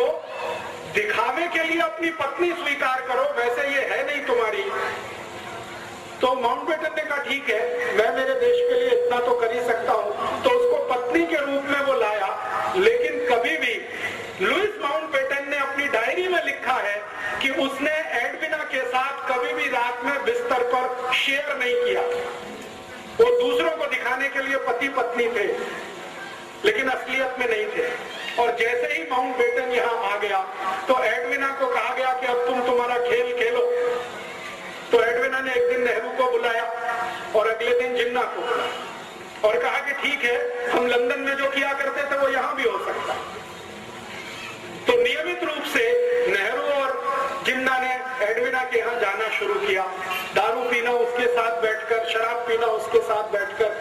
मेरे पास कुछ फोटोग्राफ्स हैं, कभी मैं आपको दिखाऊंगा तो आप दंग रह जाएंगे।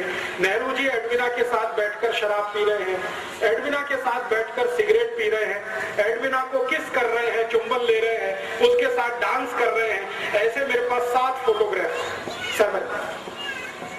तो ये चलना शुरू हुआ खेल। आप जानते हैं कि चरित्र सबसे कमजोर कड़ी होता है किसी भी पुरुष के लिए। अगर चरित्र से कोई गिरना शुरू हो जाए तो उसकी अंतिम सीमा नहीं होती है कोई, वो कहां तक जाएगा कोई नहीं जानता। हमारे भारत में एक पुरानी कहावत कही जाती है और वो पुरानी कहावत है, if wealth is lost nothing is lost. आपका पैसा चला गया तो चिंता मत करिए, फिर से आ जाए। फिर दूसरी बात कही जाती है, if health is lost something is lost. आपका स्वास्थ्य चला गया तो थोड़ा कुछ तो गया। लेकिन लास्ट सेंटेंस है, but if character is lost everything is lost. चरित्र गया तो सब चला गया, उसके बाद कुछ बचता नहीं। तो नेहरू जी के साथ यही समस्या थी और जिन्ना के साथ भी यही समस्या थी। जिन्ना और नेहरू चरित्र के इतने हल्के आदमी थे कि जानते हुए भी कि वो दोनों एक ही औरत से फंसे हुए हैं, वो आगे बढ़ते गए। एडविना ने दोनों को इस्तेमाल करना शुरू किया। 3 जुलाई 1947 को नेहरू जी एडविना से मिलने गए। रात को उसने फोटोग्राफ लिए, नेहरू जी के बेड में फोटोग्राफ लिए और वो फोटोग्राफ नेहरू जी के लिए बहुत गंभीर तकलीफ का कारण बन गए। एडविना ने एक दिन वो फोटो दिखाए नेहरू जी को कि देखिए आपके फोटोग्राफ्स मेरे पास है। और वो फोटोग्राफ्स क्या है जो मैंने आपको बताया। अगर ये रिलीज कर दिया जाए पूरे भारत में तो आपकी क्या हैसियत होगी और आपको जो सबसे आगे बढ़ाने वाला व्यक्ति है महात्मा गांधी, उनकी क्या हालत होगी। तो नेहरू जी ने एडविना को पूछा कि आखिर तुम चाहती क्या हो। तो उसने कहा कि एक पेपर है, उस पर आप साइन कर दीजिए। तो नेहरू जी ने कहा वो पेपर क्या है। तो उनका पेपर है कि भारत का बंटवारा करना है, हिंदू और मुसलमान के आधार पर करना, आप इसको साइन कर दीजिए। तो नेहरू जी ने कहा कि मेरी कांग्रेस वर्किंग कमेटी से पूछ लेता हूं। तो एडविना ने कहा इतना वक्त नहीं है मेरे पास, आप साइन करते हैं या कल ये फोटोग्राफ टाइम्स ऑफ इंडिया में छपते हैं। नेहरू जी सरेंडर हो गए। रात को 3 बजे 3 जुलाई 1947 रात को 3 बजे उन्होंने भारत पाकिस्तान बंटवारे के पेपर्स पर साइन किए। अगले दिन सवेरे उसने जिन्ना को बुलाया एडविना ने, और जिन्ना के साथ उसने यही खेल खेला। उन्होंने कहा मिस्टर जिन्ना आपके कुछ फोटोग्राफ्स मेरे पास हैं, आप चाहें तो मैं उन्हें टाइम्स ऑफ इंडिया में रिलीज करती हूं। तो जिन्ना बौखला गया। जिन्ना को मालूम नहीं था कि वो बहुत शातिर महिला है। हमारे भारत में इतिहास में आपने सुना विष कन्याएं होती थी, विष कन्याएं। एडविना वही थी, विष कन्या। तो जिन्ना परेशान, अपने फोटो देख के परेशान, क्योंकि जिन्ना का फोटो तो नेहरू जी से भी ज्यादा आपत्तिजनक अवस्था में था। अभी वो मैं खोलकर नहीं कहना चाहता क्योंकि कैमरे पर रिकॉर्डिंग हो रही। तो जिन्ना तो और भी परेशान। तो उसने कहा नहीं नहीं ये फोटोग्राफ्स रिलीज मत करिए। तो उन्होंने कहा ठीक है आप फिर पेपर साइन कर दीजिए। तो जिन्ना ने कहा कि मैं तो मुसलमानों का नेता ही नहीं हूं। तो उन्होंने कहा हम बनाएंगे ना, आपको चिंता मत करिए, हम बनाएंगे आपको मुसलमानों का, आप पेपर साइन करिए। तो 4 जुलाई को शाम को करीब 2:30-3 बजे जिन्ना से हस्ताक्षर लिए, 3 जुलाई को सवेरे 3 बजे नेहरू जी से हस्ताक्षर लिए और वो अगले दिन अखबार में आ गया कि भारत और पाकिस्तान 2 अलग देश बनेंगे और इस तरह से देश का बंटवारा हो गया। इस बंटवारे में अगर आप देखना चाहें कि विलेन कौन है तो आपको बिल्कुल साफ दिखाई देगा। अगर मुझसे कोई पूछे तो पहला विलेन इस बंटवारे में पंडित जवाहरलाल नेहरू, दूसरा विलेन मोहम्मद अली जिन्ना। और मैं पंडित नेहरू को पहला विलेन क्यों मानता हूं, मैं आपको एक दूसरी घटना बताता हूं जो इतिहास में अभी दर्ज नहीं है लेकिन डॉक्यूमेंट्स में वो घटना घटित है, डॉक्यूमेंट्स में उसका जिक्र है। वो घटना क्या है? घटना ये है कि भारत पाकिस्तान बंटवारा हो गया जिन्ना के हस्ताक्षर और नेहरू के हस्ताक्षर से। थोड़े दिन के बाद गांधी जी को यह पता चला, गांधी जी को पता चला तो गांधी जी ने अपना सिर पीटा। आप में से कोई शायद ये बात नहीं जानता है, गांधी जी को एक आदत थी और वो आदत ये थी कि वो अपने पर जब गुस्सा करते थे तो अपना सिर पीटते थे, ऐसे करके बहुत तेज मारते थे, घूंसों से मारते थे, अपने को मारते थे। जिस दिन गांधी जी को पता चला कि नेहरू ने बंटवारे के पेपर्स पर हस्ताक्षर किए, उस दिन उन्होंने अपने को पीटा और उन्होंने कहा कि अब मैं जिंदा नहीं रहना चाहता, क्योंकि मैंने जिसको आगे बढ़ाया वो इतना कमजोर निकलेगा ये मुझे नहीं मालूम। परिणाम क्या हुआ? गांधी जी ने जिन्ना को बुलाया और कहा कि भाई तुम ये बंटवारा क्यों कर रहे थे? तो जिन्ना ने कहा बापू मैंने हस्ताक्षर कर दिए हैं लेकिन आप मुझे एक वचन दो तो मैं मेरा एक एफिडेविट लगाने को तैयार हूं और एडविना ने मेरे साथ जो ब्लैकमेलिंग किया है वो सबको बताने को तैयार है। गांधी जी ने पूछा क्या? उन्होंने कहा कि मुझे भारत का प्रधानमंत्री बनवा दो। गांधी जी ने कहा बस इतनी ही मांग है तुम्हारी? उन्होंने कहा हाँ, मुझे प्रधानमंत्री बनवा दो, मुझे पाकिस्तान नहीं चाहिए।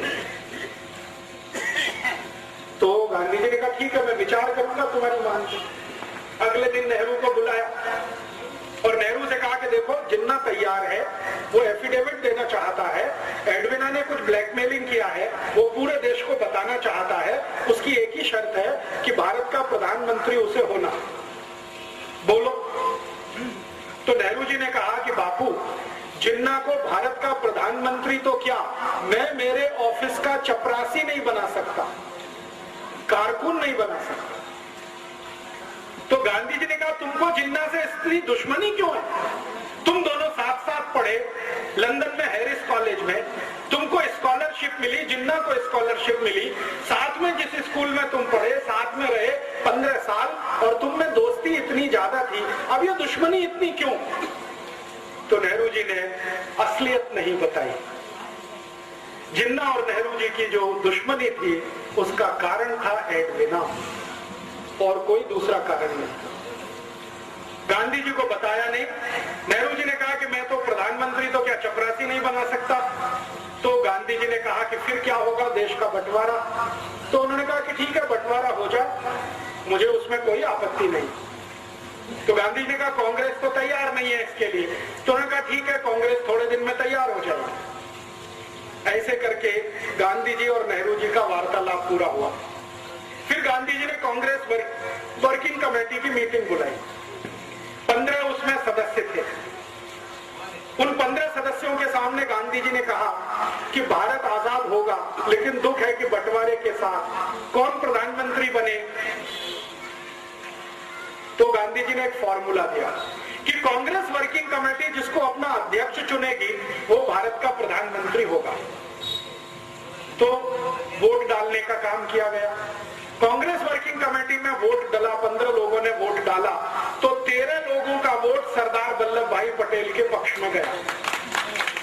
13 लोग। एक वोट पंडित जवाहरलाल नेहरू के पक्ष में गया और एक व्यक्ति कांग्रेस वर्किंग कमेटी में एब्सेंट हो गया, वो वोट डालने नहीं आए। और जो व्यक्ति एब्सेंट था वो अनुग्रह नारायण सिन्हा नाम के एक व्यक्ति थे, पटना से थे, बिहार से, वो एब्सेंट हो गए। तो एक वोट नेहरू को, 13 वोट पटेल को। गांधी जी के फॉर्मूले के अनुसार पटेल भारत के प्रधानमंत्री बने क्योंकि वर्किंग कमेटी ने अध्यक्ष चुना। जब नेहरू जी को पता चला कि वो इलेक्शन में हार गए तो वो फिर गांधी जी के पास आए और उन्होंने जो वाक्य बोला वो मैं आपको ऐसे का ऐसे ही सुनाता। उन्होंने कहा बापू अगर मैं भारत का प्रधानमंत्री नहीं बना तो कांग्रेस को तोड़ दूंगा और टूटी हुई कांग्रेस से अंग्रेजों का समझौता होगा और पावर ट्रांसफर मुझे होगी, क्योंकि अंग्रेजों ने पहले से ये तय किया हुआ और ये बात सही है। ब्रिटिश पार्लियामेंट में ये तय हो गया था कि भारत में कभी सत्ता का हस्तांतरण करना पड़े तो नेहरू के हाथ में ही सत्ता देनी है। क्यों?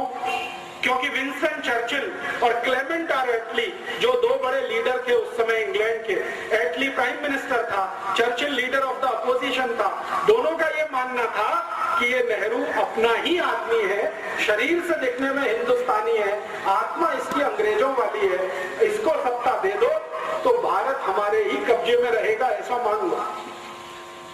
तो ब्रिटिश पार्लियामेंट ने प्रस्ताव कर दिया था, नेहरू जी को उसकी जानकारी हो गई थी। नेहरू जी ने इस पर गांधी जी को ब्लैकमेल किया और कहा कि मैं अगर सत्ता में नहीं आया तो कांग्रेस को तोड़ूंगा। और अंग्रेजों ने घोषणा की थी कि कांग्रेस अगर टूट भी गई तो नेहरू वाली कांग्रेस को वो पावर ट्रांसफर करके भारत से चले जाएंगे। तब गांधी जी ने सरदार पटेल को बुलाया और कहा कि अब क्या करना है। तो सरदार पटेल ने कहा कि देश का एक बंटवारा और हो, ये मुझे मंजूर नहीं है, मैं मेरा वापस लेता हूँ, आप नेहरू को प्रधानमंत्री पद की शपथ करवाइए। तो गांधी जी ने कहा कि मैं प्रधानमंत्री पद की शपथ उसको नहीं करा सकता, क्योंकि मेरा दिल अब उससे हट गया है। ये जरूर है कि तुम मंत्रिमंडल में आ जाओ, डिप्टी प्राइम मिनिस्टर की पोस्ट पे रहो, ताकि नेहरू के ऊपर कंट्रोल रहे, और मैं तो जाऊंगा नहीं ऐसे किसी समारोह में जहां नेहरू को प्रधानमंत्री पद की शपथ दिलाई जाएगी। और आप जानते हैं कि 15 अगस्त 47 को जब शपथ ग्रहण समारोह हुआ, गांधी जी उसमें नहीं गए। गांधी जी नहीं गए। गांधी जी उस समय बंगाल के एक गांव में थे, नोआखाली में। ये गांव अभी बांग्लादेश में चला गया। तो नोआखाली के गांव में गांधी जी थे। करीब करीब दिल्ली से ये 1700 किलोमीटर दूर है नोआखाली। गांधी जी दिल्ली में नहीं थे। ट्रांसफर ऑफ पावर हुआ है। गांधी जी ये कहा करते थे, स्वतंत्रता नहीं आई है, आजादी नहीं आई है, सत्ता का हस्तांतरण हुआ है बस। और जो गांधी जी बोलकर नहीं गए और वो उनके कहने में समझ में आता है, वो मैं कह देता हूँ। गांधी जी ये मानते थे कि गोरे अंग्रेजों की सत्ता किसी काले अंग्रेज के हाथ में आई है, इसलिए वो सत्ता के समारोह में शामिल नहीं हुए। और आप फिर जानते हैं, इतिहास आपके सामने है, जिन्ना अलग पाकिस्तान का बन गया, ये बन गया। एक घटना बीच में और हुई थी, वो भी मैं समझा दूं आपको, तो समझ में आएगा नेहरू जी का चरित्र। गांधी जी को एक डॉक्टर मिलने आया एक बार, और ये घटना आजादी मिलने से थोड़े दिन पहले की है। गांधी जी कलकत्ता के पास नोआखाली में थे, एक डॉक्टर आया। वो डॉक्टर ने गांधी जी को परिचय दिया कि मैं मोहम्मद अली जिन्ना का पर्सनल फिजिशियन हूँ। एक ईरानी व्यक्ति था, कोई नाम मैं भूल गया हूँ, रिकॉर्ड्स में है। उसने गांधी जी को कहा कि मैं मोहम्मद अली जिन्ना का पर्सनल फिजिशियन हूँ, आपसे अकेले में बात करना चाहता हूँ। तो गांधी जी ने कहा क्या बात करना चाहते हो? तो उन्होंने कहा अकेले में, सबके सामने नहीं। तो गांधी जी उसको कमरे में लेके गए। अंदर जो बातचीत गांधी जी ने की, उन्होंने कहा कि देखो मेरी एक संकल्प है। गांधी जी ने डॉक्टर को कहा कि मेरी बातचीत में कोई तीसरा जरूर रहता है जो उसको नोट करता है, लिखता है। मैंने आपको क्या कहा, आपने मुझे क्या कहा? तो उन्होंने कहा वो कौन व्यक्ति है? उन्होंने कहा मेरा सेक्रेटरी प्यारेलाल, वो भी यहाँ रहेगा। तो डॉक्टर ने कहा ठीक है, उससे मुझे कोई बांधा नहीं, माने तकलीफ नहीं, आप बुला लो। तो प्यारेलाल जी को बुलाया और गांधी जी ने कहा कि मैं और ये बात करेंगे, एक एक शब्द लिखना। प्यारेलाल जी बहुत फास्ट लिखते थे, शॉर्ट हैंड में लिखते थे, बाद में उसका ट्रांसक्रिप्शन करते। तो डॉक्टर ने जो बताया गांधी जी को, गांधी जी परेशान हो गए वो सुन के। उन्होंने कहा कि मोहम्मद अली जिन्ना का मैं डॉक्टर हूं और ये जिन्ना बहुत जल्दी मरने वाला है। गांधी जी ने पूछा क्यों? तो उन्होंने कहा इसको बोन टीबी है, इसकी रीढ़ की हड्डी पूरी गल चुकी है, इसका नर्वस सिस्टम ज्यादा दिन काम नहीं करेगा। तो गांधी जी ने कहा कितने दिन जिंदा रहेगा? तो डॉक्टर ने कहा हो सकता है 2-3 महीने भी जिंदा ना रहे। तो डॉक्टर को पूछा गांधी जी ने आप क्या चाहते हैं? तो उन्होंने कहा मेरी एक इच्छा है कि आप किसी तरह नेहरू को समझा दो, 2-3 महीने ये जिंदा रहेगा, इसको भारत का प्रधानमंत्री बना दो, देश का बंटवारा तो नहीं होगा। तो गांधी जी ने कहा कि तुम्हारी यह बात में अगर सच्चाई है तो मैं जरूर प्रयास करूंगा। फिर उन्होंने नेहरू को बुलाया और कहा देखो नेहरू, ये मरने वाला है जिन्ना, ज्यादा दिन जिंदा नहीं रहेगा, इसको बोन टीबी हो गई है, इसका डॉक्टर कहता है कि 2-3 महीने से ज्यादा जिंदा नहीं रहेगा, तुम क्यों अड़े हुए हो, इसको प्रधानमंत्री बन जाने दो, 2-3 महीने के बाद तुम बन जाना, देश तो एक रहेगा। तब नेहरू ने फिर वही बात कही कि मैं जिन्ना को मेरे ऑफिस का चपरासी नहीं बना सकता, प्रधानमंत्री कैसे बनने दूं? तो नेहरू की जिद और जिन्ना का ब्लैकमेलिंग, ये दोनों मिलकर भारत का बंटवारा कर गए और इसमें भारत टूटा। भारत और पाकिस्तान दो अलग देश बने, किसी सिद्धांत के आधार पर नहीं, कोई विचार के आधार पर नहीं, सिर्फ प्रधानमंत्री पद की कुर्सी के कारण।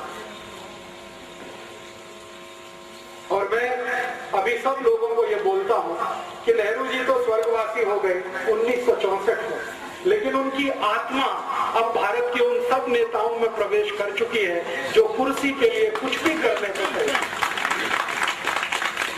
तो मर गए 27 मई 1964 को। और आप में से शायद कोई जानता है या नहीं, नेहरू जी की मृत्यु बहुत ही दुखद थी।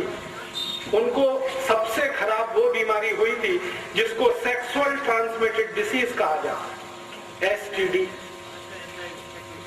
आज का एड्स कह सकते हैं, STD उनको था। और उनकी मृत्यु के समय जिस डॉक्टर ने उनको एग्जामिन किया था वो बताता है कि नेहरू जी का शरीर सड़ गया, कीड़े पड़ गए थे। बहुत दुखद मृत्यु। नेहरू जी की मृत्यु के समय उनके परिवार की जो महिला उनके साथ में थी, उसकी लिखी हुई डायरी में ये है कि नेहरू जी के अंग सड़ गए थे, शरीर के कीड़े पड़ गए थे उसमें, इसलिए वो प्रधानमंत्री पद से छुट्टी लेकर देहरादून गए थे छुट्टी बिताने के लिए, लेकिन वहां से वापस नहीं आए, तो वो तो चले गए, पाकिस्तान बनवा गए इस देश में। जिन्ना का क्या हुआ, भारत पाकिस्तान जैसे ही अलग हुए उसके लगभग 7वें महीने में जिन्ना मर गया। बंटवारा हो गया 14 अगस्त 1947 और इसके ठीक 7वें महीने में जिन्ना मर गया। तो उधर पाकिस्तान जिसने बनाया वो पाकिस्तान का मजा नहीं ले पाया कभी, और पाकिस्तान जिनके लिए बनाया वो पाकिस्तान कभी गए नहीं। आप जानते हैं पाकिस्तान बनाने का जो सबसे बड़ा लॉजिक था वो ये कि भारत में रहने वाले मुसलमान वहां जाएंगे और उनके लिए पाकिस्तान बनेगा।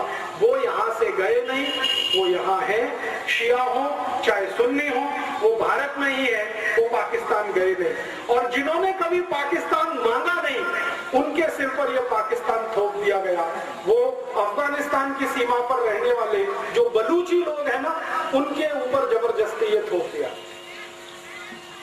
आज पाकिस्तान क्या है आप जानते हैं, सारा का सारा पाकिस्तान ऐसी समस्याओं से घिरा हुआ है जो उसके जन्म से शुरू हुई, और जन्म से जो समस्या शुरू हुई जिन्ना के द्वारा, उसी का दुष्परिणाम है कि आज तक उस देश में कभी लोकतंत्र नहीं रह पाया, प्रजातंत्र नहीं रह पाया, हमेशा किसी सैनिक ने उसका शासन किया। और आज भी आप जानते हैं परवेज मुशर्रफ उन्हीं सैनिकों का रूप है जो जिन्ना के द्वारा पल्लवित और पोषित हुए। लेकिन भारत को एक बड़ा नासूर दे गए, और वो नासूर ये भारत के 3 विलेन, एक जिन्ना, नेहरू और एडविना, ये 3 विलेन को मैं मानता हूं भारत के बंटवारे के लिए जिम्मेदार। इतिहास के सारे डॉक्यूमेंट्स यही बताते हैं। और ये जो सब हो गया कहानी, उस कहानी के बाद की अब कहानी ये है कि पाकिस्तान को चलाने वाले जो सैनिक शासक हुए उन्होंने ये तय कर रखा है कि भारत को एक ना एक दिन वैसे ही तोड़ना है जैसे भारत ने पाकिस्तान को तोड़ा। आप जानते हैं 1971 में भारत के सैनिकों ने बांग्लादेश अलग करा दिया और वो अलग हुआ, उसका दर्द पाकिस्तान को है। तो पाकिस्तान कहता है कि हमारा बांग्लादेश अलग हुआ तो अब हम भारत का जम्मू कश्मीर अलग करेंगे। इसके लिए 71 के बाद से जितने भी पाकिस्तानी शासक हुए सबने आतंकवाद जम्मू कश्मीर में होना चाहिए, अलगाववाद जम्मू कश्मीर में बढ़ना चाहिए, उसके लिए काम किया है, धन भी दिया है और अपने सैनिक भी दिए हैं। और वो आतंकवाद और अलगाववाद जो 72 से चालू है जम्मू कश्मीर में, वो आज इतना बड़ा नासूर है कि भारत के 7 1000 से ज्यादा सैनिकों की मृत्यु हो चुकी है या शहादत हो चुकी है जम्मू कश्मीर को भारत में बनाए रखें। जम्मू कश्मीर भारत में रहे उसके लिए संविधान हमारे देश में बदल किया गया। एक आर्टिकल डाला गया 370 जो दुनिया के किसी संविधान में आपको नहीं मिलेगा। उस आर्टिकल के आधार पर जम्मू कश्मीर को एक देश का दर्जा दिया गया है। आप जानते हैं भारत का सुप्रीम कोर्ट कोई भी फैसला सुनाए जम्मू कश्मीर में वो लागू नहीं होता। भारत की संसद में कोई भी कानून बनाया जाए वो जम्मू कश्मीर में लागू नहीं होता। हमारी संसद जब कानून बनाती है उस कानून का पहला पन्ना आप पढ़ें, ड्राफ्ट जिसको कहा जाता है, उसमें पहले ही वाक्य में लिखा जाता है accept in Jammu and Kashmir. ये कानून बनाया जा रहा है जम्मू कश्मीर को छोड़कर। हमारी संसद ने आजादी के बाद ऐसे हजारों कानून बनाए हैं जो आपके ऊपर लागू हैं, मेरे ऊपर लागू हैं, लेकिन जम्मू कश्मीर पर लागू नहीं है वो कानून। उनके कानून उनकी संसद में, जिसको वो असेंबली कहते हैं, वहां बनते हैं। और आप जानते हैं बहुत साल तक तो जम्मू कश्मीर के मुख्यमंत्री को सदरे रियासत बोला जाता था, माने जिसको हिंदी में प्रधानमंत्री कहते हैं। उनका झंडा अलग है, भारत का झंडा अलग है। उनका कानून अलग है, भारत का कानून अलग है। उनका संविधान अलग है, भारत का संविधान अलग है। फिर आप बोलिए कि Jammu Kashmir is the integral part of India, ये दुनिया का सबसे बड़ा झूठ है। वो हमारा झंडा नहीं मानते, वो हमारा संविधान नहीं मानते, वो हमारा कानून नहीं मानते, फिर हम कहें कि जम्मू कश्मीर भारत का अभिन्न अंग है। ये किसको मूर्ख बनाने के लिए कहे? आपको सुनकर हैरानी होगी कि भारत की सरकार आपके लिए कोई भी खर्चा करे तो उसकी पाई पाई का हिसाब controller and auditor general of India रखता है, लेकिन जम्मू कश्मीर पर हजारों करोड़ रुपए हर साल खर्च होता है, उसका हिसाब किसी के पास नहीं। मैंने बहुत बार सीएजी को चिट्ठी लिखा कि जम्मू कश्मीर पर पिछले 60 साल में हमने जो खर्चा किया है उसका मुझे क्लासिफिकेशन चाहिए, डिटेल चाहिए। सीएजी कहता है कि मेरे पास नहीं है। फिर हमने फाइनेंस मिनिस्टर को कहा तो फाइनेंस मिनिस्ट्री से उत्तर मिला कि जम्मू कश्मीर का हिसाब दिल्ली में नहीं रखा जाता, वो जम्मू कश्मीर में रखा जाता है। फिर जम्मू कश्मीर को पत्र गया हमारा, वहां से वापस आ गया कि ये हिसाब हम किसी भी भारतवासी को बताने के लिए मजबूर नहीं। मेरी चिट्ठी मेरे पास अभी, वो मानते नहीं कि भारत का अंग है।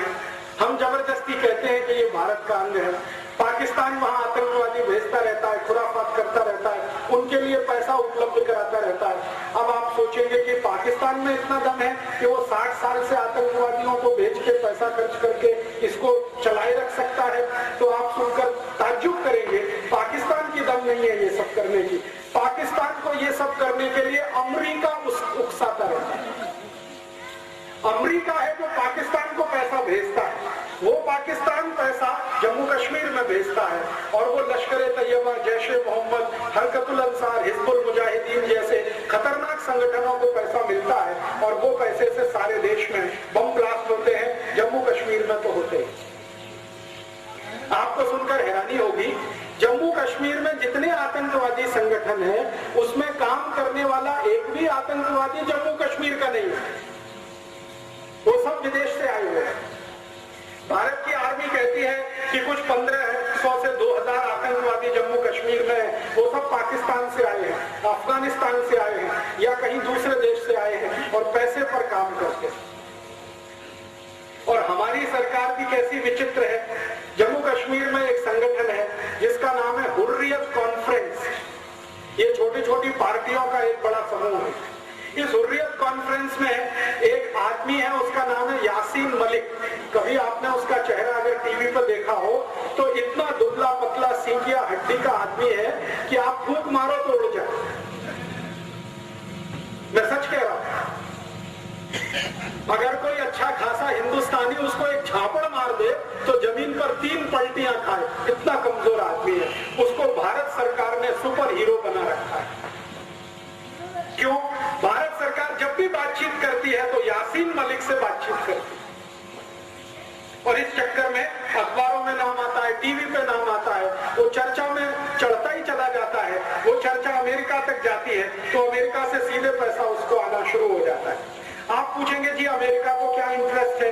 भारत का जो जम्मू कश्मीर है ये अमेरिका को चाहिए, पाकिस्तान के लिए तो ये बेकार का है। मैं आपको सच बात बताऊं, क्योंकि पाकिस्तान ने जो पाक ऑक्युपाइड कश्मीर ले रखा है उसी को वो संभाल के नहीं रख पा रहा है, जम्मू कश्मीर को क्या रखे? ये अमेरिका को चाहिए जम्मू कश्मीर। क्यों? जम्मू कश्मीर की सीमा से चीन की सीमा लगी हुई है और अमेरिका और चीन का पुराना झगड़ा है। अमेरिका और चीन एक दूसरे के जबरदस्त दुश्मन है। तो अमेरिका की योजना है कि चीन पर एक दिन हमला करना है, जैसे इराक पर किया। वो हमला करने के लिए अमेरिका के जहाजों को एक ऐसा ग्राउंड चाहिए जहां से हवाई जहाज उड़े और चीन पर जाकर मिसाइल डाले, और वो स्थान जम्मू में है। इसलिए अमेरिका को ये चाहिए। तो अमेरिका बंदूक चला रहा है पाकिस्तान के कंधे पर रख के, और ये बंदूक है कि जम्मू कश्मीर भारत से अलग हो जाए, पाकिस्तान संभाल नहीं पाएगा, पाकिस्तान ये अमेरिका को दे देगा, अमेरिका फिर वहां सैनिक अड्डा बनाएगा और वो सैनिक अड्डा एक दिन चीन के खिलाफ काम आएगा। ये है राजनीति। अब आप बोलेंगे जी अगर ये राजनीति चल रही है भारत को बर्बाद करने के लिए, तो आप पूछेंगे जी हम क्या करें? आप क्या करें? मैं आपको एक विनम्र निवेदन करने आया कि आप क्या कर सकते हैं इस पूरी राजनीति को सारे देश से खत्म करने के लिए और जम्मू कश्मीर को सच में भारत में वापस लाने के लिए। अगर आप कुछ कर सकते हैं तो जानते हैं क्या? आप में से जितने भी नागरिक यहाँ खड़े हैं, कभी भी जम्मू कश्मीर घूमने के लिए मत जाइए। आप परेशान हो जाएंगे ये सुनकर। आप कहेंगे जी दुनिया का सबसे बड़ा स्वर्ग है, दुनिया का सबसे खूबसूरत स्थान है, हम जिंदगी भर पैसा कमाते हैं, बचाते हैं, जम्मू कश्मीर घूमने जाएंगे। और राजीव दीक्षित बोल रहा है कि जम्मू कश्मीर घूमने मत जाइए। मैं ये बात पूरे जम्मू कश्मीर का 4 बार प्रवास करने के बाद कह रहा हूँ। 4 महीने में जम्मू कश्मीर में रहा, मैंने जो देखा वो आपको मैं बता रहा हूँ। आप यहाँ से यात्री और पर्यटक बनकर जब जम्मू कश्मीर जाते हैं तो आपके ऊपर सबसे ज्यादा टैक्स जम्मू कश्मीर की सरकार लगाती है, जो भारत में कभी नहीं लगता। वो सारे के सारे टैक्स का पैसा कुछ हाथों से होता हुआ आतंकवादियों तक पहुंचता है। सरकार में उनके आदमी बैठे हुए आतंकवादियों।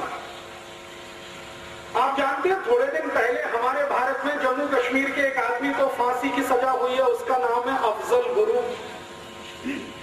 ये कश्मीर का है और इसने भारत की संसद पर हमला करने का पूरा प्लान बनाया था। सुप्रीम कोर्ट ने उसको फांसी की सजा दे दी है, लेकिन उसको फांसी अभी तक नहीं हो रही है। कारण समझते हैं? उस अफजल गुरु को बचाने वाले सरकार में बहुत बड़े बड़े लोग बैठे हुए।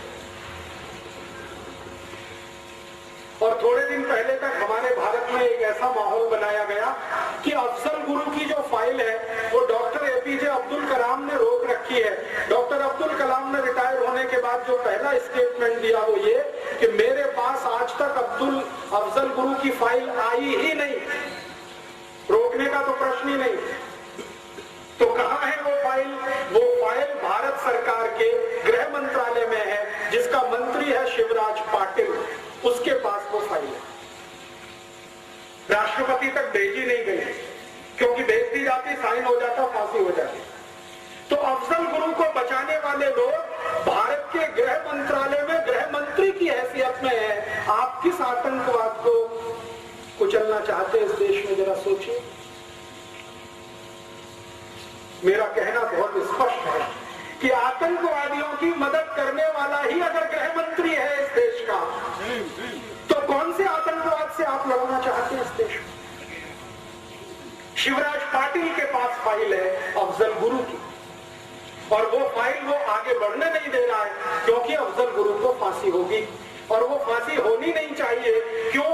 क्योंकि अफजल गुरु एक ऐसे समूह का सदस्य है जो आतंकवाद के नाम पर भारत सरकार से पैसा लूट रहा है और जम्मू कश्मीर के नेताओं को बांट रहा है। एक बहुत बड़ा कॉकस और सिंडिकेट बना हुआ है। दिल्ली सरकार से हजारों करोड़ रुपए जाता है जिसका कोई अकाउंटिंग नहीं है। मैंने आपसे कहा वो अफजल गुरु जैसे लोगों के हाथ में ही पहुंचता है और वो फिर जम्मू कश्मीर के मुख्यमंत्री से लेकर तमाम दूसरे मंत्री और अधिकारियों में बंटता है। वो सारा पैसा आतंकवाद रोकने के नाम पर जाता है और हम उसमें कैसे मदद करते हैं?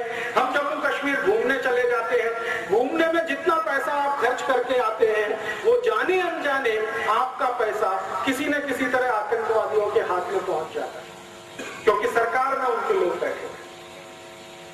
मैंने एक दिन सोचा कि आर्मी जब युद्ध लड़ती है तो उसका पहला टारगेट होता है कि दुश्मन की सप्लाई लाइन काटो, तब युद्ध जीतते। तो मेरे मन में आया कि जम्मू कश्मीर को जो सप्लाई लाइन है एक तो सरकार की है और दूसरे आप जैसे लोगों की है जो हर साल जून मई के महीने में घूमने के नाम पर वहां जाते हैं, हजारों करोड़ खर्च करके आते हैं, वो पैसा उनको मिलता है और वो पैसे से उनका आतंकवाद पलता है। मेरा ऐसा मानना है कि भारतीय नागरिक जम्मू कश्मीर का प्रवास करना अगर बंद कर दें, 1-2 साल के लिए ही बंद कर दें, तो समाज में जो पैसा वहां पहुंच रहा है वो बंद हो जाएगा। जम्मू कश्मीर छक मार के हिंदुस्तान में वापस आ जाए, क्योंकि उनकी दम नहीं है। आप पैसा देना बंद कर दीजिए और ये तभी संभव है जब आप जम्मू कश्मीर में घूमने के लिए जाना बंद कर दें। हर साल लाखों करोड़ों हिंदुस्तानी वहां जा रहे हैं और वहां एक बड़ा मंदिर है वैष्णो देवी का, वहां मत्था टेक कर आ रहे हैं। करोड़ों रुपया उस मंदिर को दान में जा रहा है और वो वैष्णो देवी जी का श्राइन बोर्ड है, वो पता नहीं कहां पैसा खर्च कर रहा है, आपको कुछ मालूम नहीं। मेरी आपको विनती है, माता जी की पूजा करनी है, दुर्गा माता की तो हुबली में भी है, वैष्णो देवी में ही क्या है, हुबली में भी पूजा हो सकती है। और भारत में तो कण कण में भगवान है, तो जम्मू जाके कटरा जाके वहीं पूजा करना, हमारे यहाँ तो कण कण में भगवान है। तो जिस दिन भारत के 110 कोटि नागरिक एक साथ ये ऐलान कर दें कि हम जम्मू कश्मीर तब तक नहीं जाएंगे जब तक कि आतंकवाद खत्म नहीं होता, मैं आपको गारंटी देता हूं 1-2 साल ज्यादा नहीं, आतंकवाद खत्म हो जाएगा। ये तो मेरी आपसे विनती है। और दूसरी एक विनती है, अभी जानते हैं जम्मू कश्मीर में एक नया खेल शुरू हुआ है। वहां के लोग कंधे पर रख के शॉल ले लेके आते हैं और आपके हुबली में बेच के हजारों लाखों रुपए लेके जाते हैं। आप जानते नहीं कि उनमें से कौन आतंकवादी है और कौन सच्चा हिंदुस्तानी। पश्मीने के शॉल 10-10 हजार रुपए के इस हुबली में बेचने के लिए हर साल जम्मू कश्मीर के लोग आते हैं और यहाँ बेच कर जाते हैं, आपका पैसा वहां पहुंचता है। तो जम्मू कश्मीर से अगर कोई आया हुआ है तो हाथ जोड़कर उसको विनती करिए कि हम तुम्हारा शॉल तब तक नहीं खरीद सकते जब तक कि जम्मू कश्मीर घोषणा ना करे कि हम भारत के अभिन्न अंग हैं। हम नहीं खरीद सकते, बात खत्म हो गई। तो उनका सामान यहाँ बिकना बंद हो जाए। आप लोग जो करोड़ों की संख्या में हर साल जम्मू और कश्मीर जा रहे हैं, वहां जाना बंद कर दीजिए, आतंकवाद की समस्या हल हो जाएगी। क्योंकि आतंकवाद की समस्या पंजाब में जो हल हुई वो इसी तरह से हुई। पंजाब में भी आतंकवाद था और वो हल किया गया वो इसी तरह से कि भारतवासियों को पंजाब के पुलिस ऑफिसर्स ने कहना शुरू किया, यहाँ आना बंद कर दो, अमृतसर के मंदिर में मत्था टेकना बंद कर दो, गुरुद्वारे में और तमाम जगह जाना बंद कर दो। भारतवासियों ने जाना बंद कर दिया, पंजाब पूरा सूना हो गया, आतंकवादियों की रीढ़ की हड्डी टूट गई। क्योंकि अमृतसर का जो गुरुद्वारा है वहीं से सारा धन पंजाब के आतंकवादियों को जाया करता था और अमृतसर का गुरुद्वारा ही पंजाब के आतंकवादियों का सबसे बड़ा केंद्र और अड्डा बना हुआ था, जहां पर ऑपरेशन ब्लू स्टार करना पड़ा।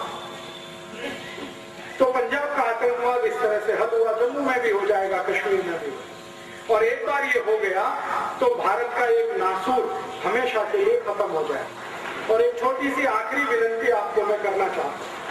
वो विनती ये है कि जम्मू कश्मीर पाकिस्तान को नहीं, अमेरिका को चाहिए, इसको ध्यान रखिए। इसका माने अमेरिका से सावधान रहने की जरूरत है। अभी भारत का प्रधानमंत्री और अमेरिका की दोस्ती बढ़ रही है।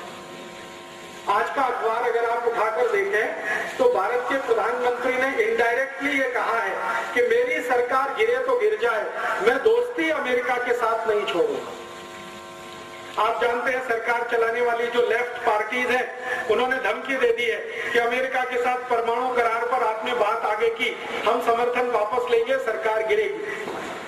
तो प्रधानमंत्री ने आज कह दिया सरकार गिरे तो गिरे, हम अमेरिका से दोस्ती नहीं तोड़ेंगे, माने परमाणु समझौता हम अमेरिका के साथ करेंगे। ये अमेरिका परमाणु समझौते के नाम पर हमारा हाथ पकड़ रहा है, थोड़े दिन में ये गर्दन पकड़ लेगा, क्योंकि अमेरिका का चरित्र ही यही है। जिससे अमेरिका ने दोस्ती की है उसी को बर्बाद किया। आपको मालूम है सद्दाम हुसैन 1980 में अमेरिका का दोस्त था और सद्दाम हुसैन को इराक का राष्ट्रपति अमेरिका ने बनवाया और वही सद्दाम हुसैन को अमेरिका ने मरवाया। वो अभी हमारी आंखों के सामने। एक छोटा सा देश है वियतनाम। वियतनाम अमेरिका का दोस्त था 1960 में, फिर 1970 के आसपास इसी वियतनाम पर अमेरिका ने बम गिराए और बर्बाद कर दिया उस देश। ऐसे सैकड़ों उदाहरण। तो अमेरिका की दोस्ती बहुत खतरनाक है। और मैं तो लोगों से सीधी भाषा में ये कहता हूं कि जो खतरनाक जीव जंतु होते हैं उनसे दोस्ती नहीं की जाती। कोबरा सांप है, उससे दोस्ती नहीं हो सकती, दूर ही रहना अच्छा है।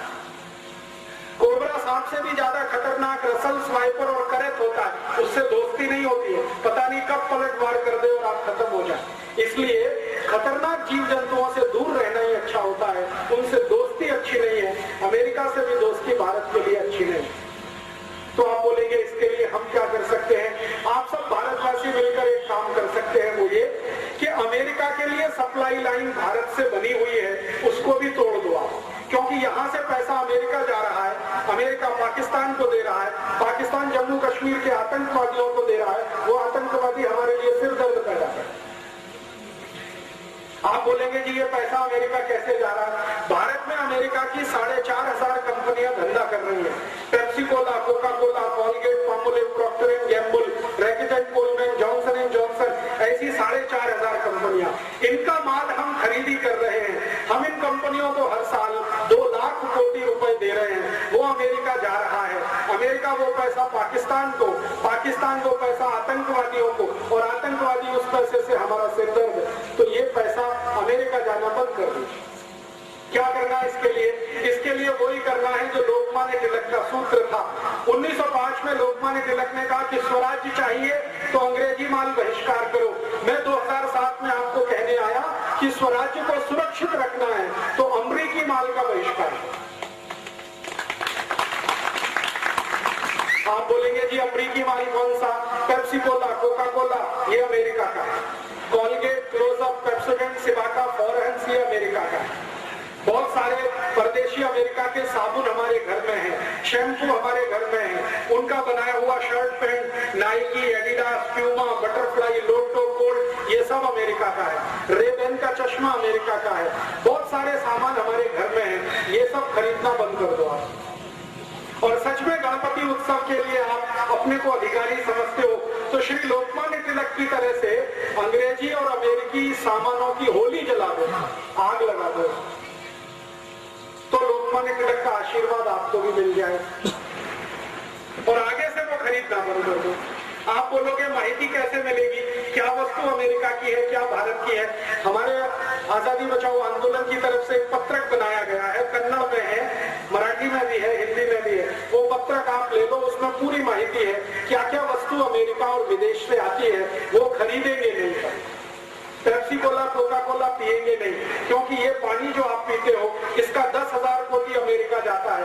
अमेरिका पाकिस्तान को देता, पाकिस्तान आतंकवादियों को, वो आपके देश पे बम गिराते। तो पेप्सी को बंद कर दो पीना। फिर आप बोलोगे क्या पिए? यलनीर पियो, मज्जिगे पियो, कब्बिन हाल पियो, हाल पियो, कुछ नहीं मिलता तो शुद्ध नीर पियो, पेप्सी कोक से अच्छा। तो इस गणपति उत्सव के समय में आपको एक सूत्र देता हूं, पेप्सी कोक कुड़िए बेड़ी, यलनीर कुड़ीरी, मज्जिगे कुड़ीरी, हाल कुड़ीरी, कब्बिन हाल कुड़ीरी, पेप्सी कोक कुड़ी बेड़ी। ऐसे ही कॉलगेट, क्लोजअप, पेप्सोडेंट उपयोग मार बेड़ी, क्योंकि ये अमेरिकन है। तो आप बोलेंगे क्या करना? बेविन कड्डी उपयोगी सी, बेविन कड्डी, होगे कड्डी, दंत मंजन, लाल दंत मंजन जास्ती उपयोगी सी, कॉलगेट क्लोजअप उपयोग ಮಾಡಬೇಡಿ, लाइफबॉय, लक्स, लिविल, रेक्सोना उपयोग ಮಾಡಬೇಡಿ, स्वदेशी सोप उपयोगी सी, मैसूर संदन, चंद्रिका, मेडिमिक्स स्वदेशी सोप है, उसको उपयोग करो। बूट और चप्पल जो भी है वो हुबली के किसी कारीगर से खरीदो जो हाथ से बनाता है। बाटा कंपनी का कभी मत खरीदो, ये अमेरिकन है। बाटा, बीएससी, एडिडास, प्यूमा, बटरफ्लाई ये सब अमेरिकन है। जास्ती से जास्ती अमेरिकन वस्तु बहिष्कार। ये अगर आपने किया 1.5 लाख कोटी रुपए देश को लाभ होता है। और अगर अमेरिका को ये धन नहीं मिलेगा वो पाकिस्तान को नहीं दे सकता। पाकिस्तान को धन नहीं मिलेगा, उसकी ताकत नहीं कि वो भारत में आतंकवाद चला सके। तो हम इसमें इतना समाधान तो कर सकते हैं। मेरे एक दोस्त हैं, उनका नाम है शिव खेड़ा। वो एक बहुत अच्छी बात कहते हैं। वो कहते हैं कि भारत की कोई भी समस्या के समाधान में अगर भारतवासी शामिल नहीं है तो वो सब भारतवासी समस्या का हिस्सा हैं। अगर आप इस देश से आतंकवाद मिटाना नहीं चाहते तो आप आतंकवाद का हिस्सा हैं। अगर आप गरीबी, भुखमरी, बेकारी इस देश की दूर करना नहीं चाहते तो आप भी गरीबी, भुखमरी का हिस्सा हैं। माने जो समस्या है उसको हम समाधान करेंगे, भगवान उसके लिए हमें मदद करेंगे।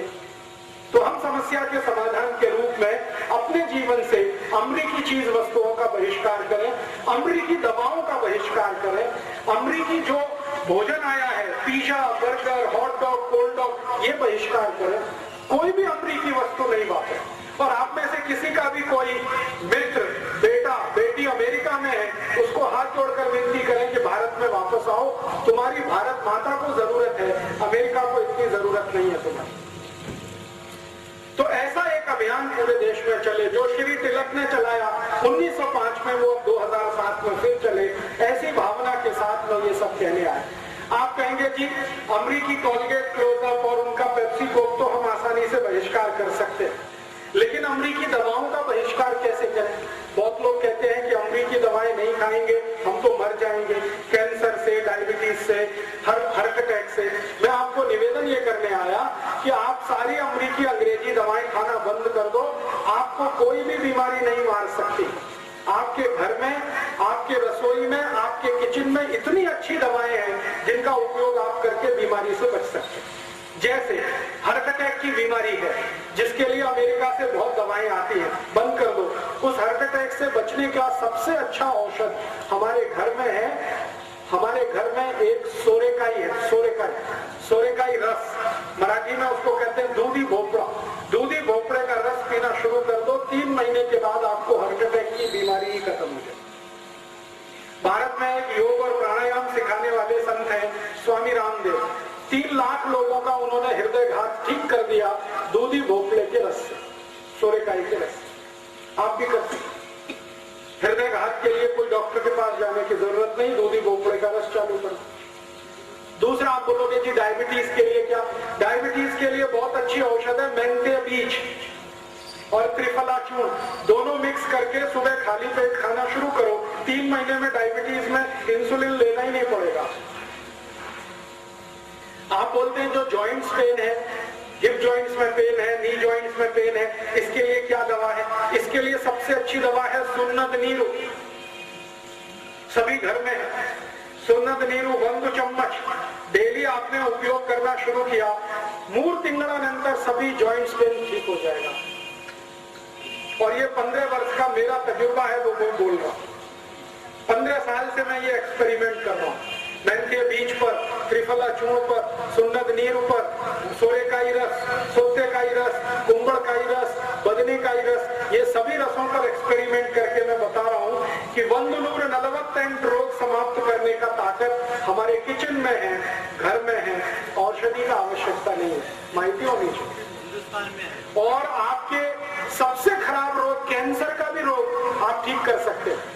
जो देशी गाय होती है ना, स्वदेशी गाय, भारतीय गाय, इसका मूत्र अगर आप नियमित रूप से पिए और हर्षिन रस, हर्षिन टर्मरिक जो ताजा ताजा आता है उसको पीस कर चटनी बनाकर रस निकाले, उसमें जेनतुक मिक्स करके लेने लगे तो गाय का मूत्र, देशी गाय का मूत्र और हर्षिन रस 4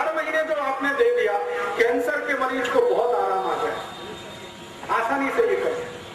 ये सब माहिती हमारे आयुर्वेद में है, अष्टांग हृदय में है, बड़े बड़े ग्रंथों में है। आप सिर्फ ले लीजिए माहिती। अब बहुत लोग कहते हैं राजीव भाई आपने तो सब पढ़ा है, हमको तो माहिती नहीं है। मैंने ये सब ग्रंथ पढ़ने के बाद कुछ छोटे छोटे पुस्तक बनाए। एक पुस्तक बनाया गोमूत्र चिकित्सा, एक बनाया स्वदेशी भारतीयता, ऐसे बहुत पुस्तक हैं। यहाँ पर हमारे कार्यकर्ताओं के पास है, आप चाहे तो ले सकते हैं, ये गाड़ी में है। इन पुस्तकों में 148 रोग समाप्त करने का माहिती है। गाय के मूत्र से, मेंथी बीज से, बदनीकाई रस, कुंभड़काई रस, सोंतेकाई रस से। और जो मैं आपको दूसरी माहिती दे रहा था श्री तिलक के बारे में, स्वदेशी आंदोलन के बारे में, उसकी भी पुस्तक है स्वदेशी मत्तु भारतीय से, कन्नड़ में है, आप ले लीजिए। पुस्तक को मेरा कॉपीराइट नहीं है, सबको कॉपी करने का राइट है। आपको अच्छी लगे आपके नाम से प्रकाशित करिए, हल्ली हल्ली नगर नगर प्रचार करिए, देश का काम होगा। मैं ये देश के लिए कर रहा हूं, आपको ये विनती करने आया। और ये जो व्याख्यान मैंने दिया, उपन्यास दिया, बार बार अगर सुनना चाहे तो इसका कैसेट है, सीडी है, वो भी ले सकते हैं, कॉपी कर करके दूसरों को दे सकते हैं। मैं चाहता हूं कि जो माहिती मैंने आप तक दी वो माहिती ज्यादा से ज्यादा लोगों तक पहुंचे और देश की समस्याओं का असली जन्म कहां से हुआ और कैसे हम इनका निदान करें वो सबके समझ में आए। तो शायद ये गणपति उत्सव मनाना हमारा सार्थक हो जाए।